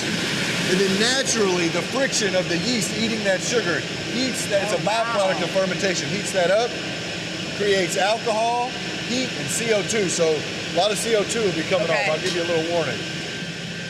It does remind me of like beer. Like I've been in breweries before. Am I crazy? I feel like I'm like missing breath. Is that the CO2? There's no oxygen right here. You guys want to get a shot of this? It's pretty cool. Don't drop the camera in the yeast. We can get it out. We'll get it out. This is the most Willy Wonka looking room we've been in. So after fermentation, we pump those fermenters near the bottom of the next floor up. And so the heat's traveling up. Okay. And the heat is heating the alcohol in there and turning it into a vapor. And then we'll redistill it in that vessel right down there. And so that's the finished product of Booker's bourbon that will be go into a barrel probably tomorrow and then go rest 6 to 8 years in the warehouse. So drinking out of this fountain would do some damage. It would, yes. Still seems like a fun. I'm willing to try it. This is a 9-story rack house. There were times we were walking up here, like Jim Beam was in this rack house. Like this is an OG rack house. He helped build this one. That's correct. Crazy. What does that height get you? Just more, I guess what I'll say, more flavor, variability throughout the warehouse. Jim Beam will be in every floor of this house, and we blend to a vertical cross section. We may go to another warehouse and get barrels from the top floor, and maybe even a third warehouse to get some from the middle to create that blend. These are oak barrels? Oak, yes, American white oak. As producers look at margins and profitability, there's got to be a cheaper way to do this. Well, maybe 50 to 70% of the flavor you taste in the finished product comes from the charring of that barrel and the sugars in that barrel. So you've very stupidly handed me this mallet. We're going to use this whiskey thief to still us a little sample out of that barrel. And I've given you the knocker there, and so your job is to remove this bung so that I can still us a drink. Like above my head force? Oh, God. All right. This is not going to. Okay. I hate you, You got Patrick. this. Okay, ready? Look at that. I did a thing! Yes. All Can we right. have alcohol now, please? This is pretty fun. Oh, yeah. This is the most important and probably the most fun part of the job. I like that it's called a thief because it does feel a little bit clandestine. Cheers. Cheers.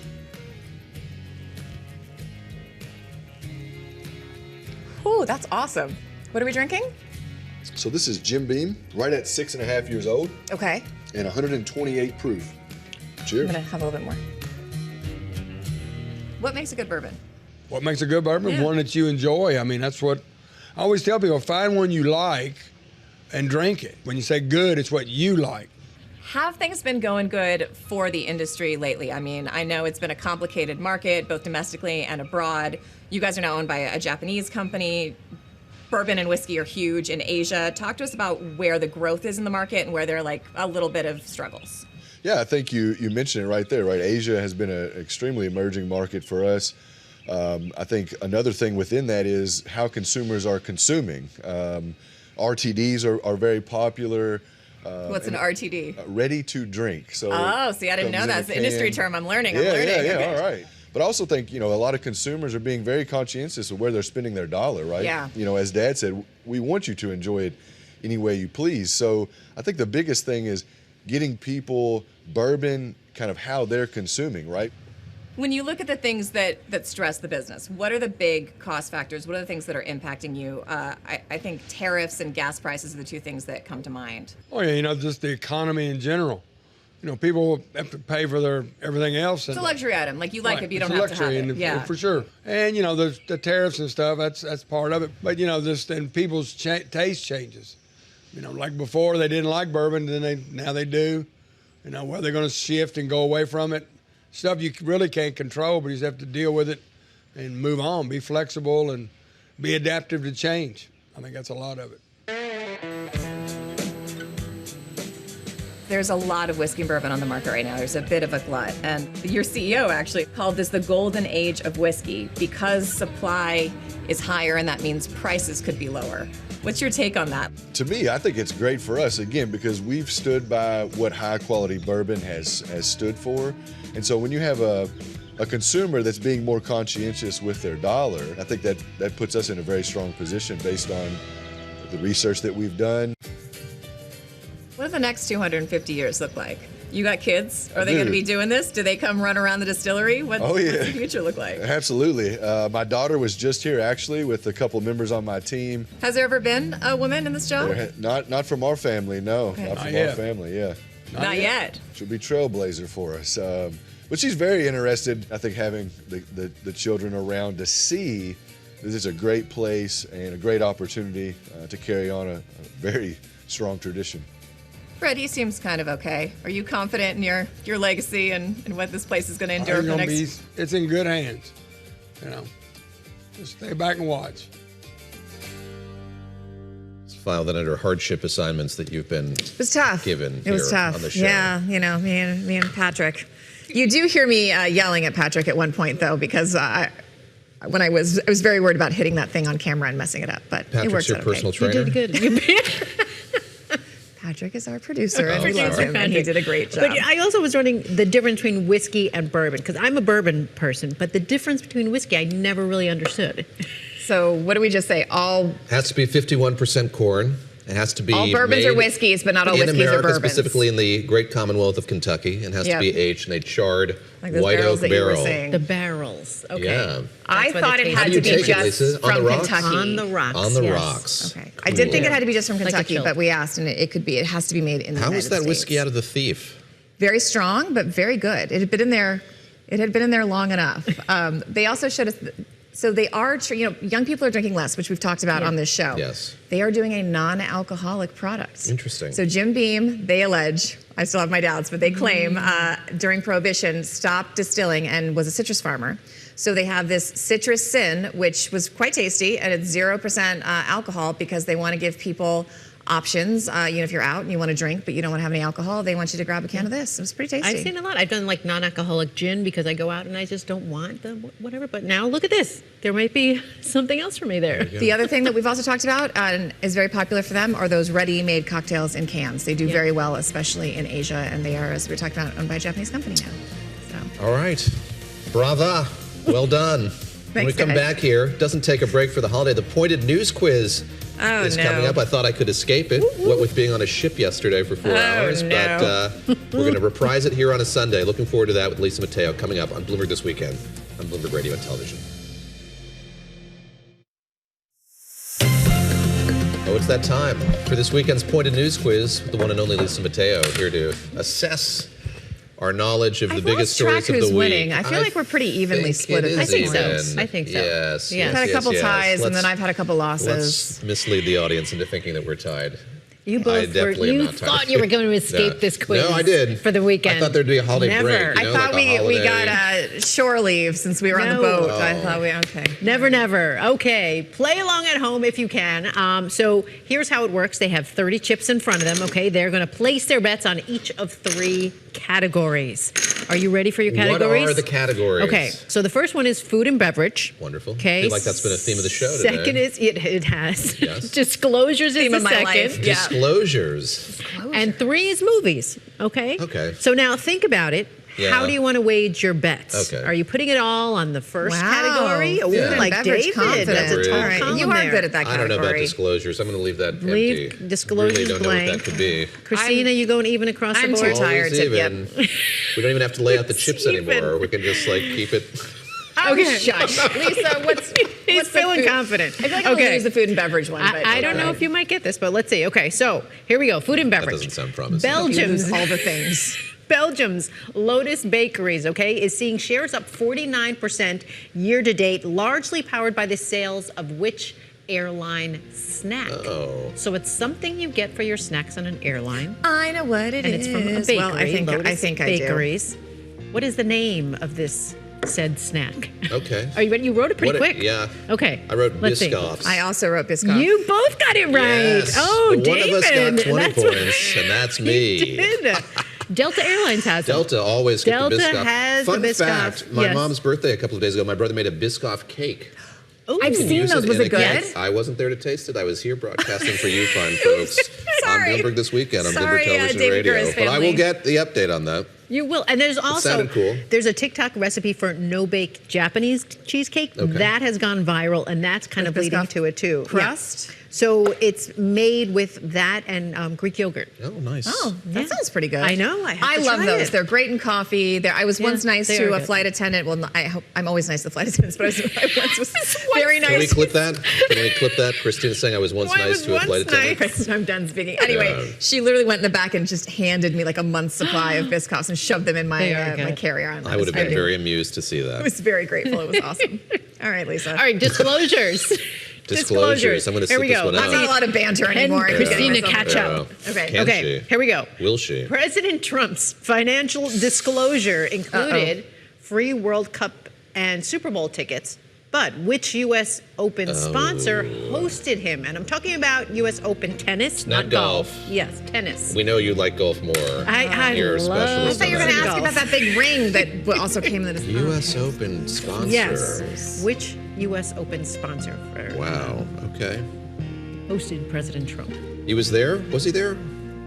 Yeah, I think so. I can't remember. Have you gone to the U.S. Open? I've done like the previews, but I haven't gone to enjoy the full experience. Okay. Yeah, I want to. I'm just not killing time. I'm just tennis. Buying you some more golf. time. It's fine. I'm not getting it. All right. All right. Are you ready to name the company? Rolex. Ooh. It's at Bank of America. Rolex. David Gura. What is going on today? Gosh. Yes. But yes, they gifted President Trump a none for luxury me. box for last year's I get these two, finals. right? You got that wrong? No, I got you got the first Biscoff. one right. Stay away from my chips, you grubby little maniac. To give those to me. Okay. All right. Well. David Gura What's in the the lead. score? What's Let's the see. score Let's right see. Lisa, look at me. Look at me. 10 to 20? Okay. Here we go. Movies. This is where you're going to make up for it, Christina. Okay. Here we go. Okay. Neon will distribute a movie about OpenAI, which the social network actor will play Sam Altman. Can I give you a hint? Can I give a hint? No hints. That you trying to collude with her on this. I want to give her a hint. It should be interesting, this movie. I don't know which book it's based, who's reporting it's based on, but interesting to see. All right, let's see if you got it. Jesse Eisenberg. Oh, no. Oh, I said Andrew Garfield. Yes! That's a tie. I was going to say, from Spider-Man. You could go with who kind of looks like him, right? That's So that true. was what I was trying to Thank you. Look at that hubris. Let me take Well, these it's chips tied. away. Please do.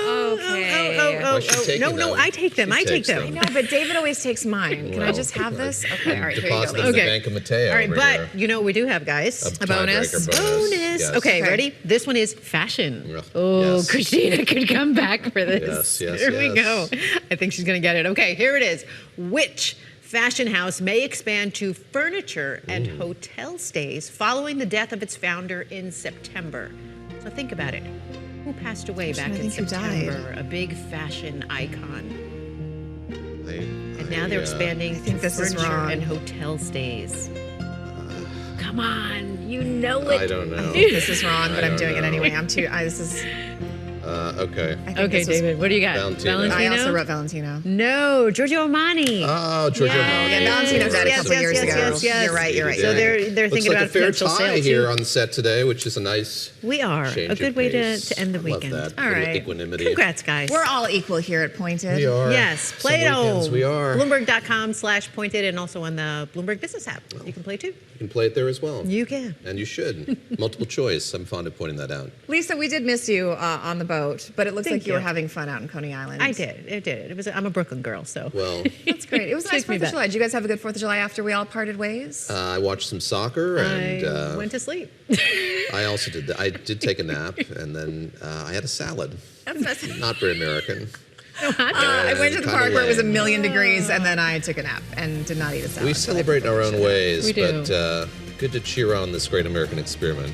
That's right. Seems like people had a good time. It's been a good summer. There's been a lot going on and bringing us all Early together. days yet, friend. It's just early July. Summer's at its beginnings. All Thank you right. very much for joining us on Bloomberg this weekend. Join our colleagues in Asia this evening when global markets kick off trading at 7 p.m. Eastern. I'm David Gura. I'm Christina Ruffini, along with Lisa Mateo. We will be back next Saturday at 7 a.m. Eastern. Stick with us.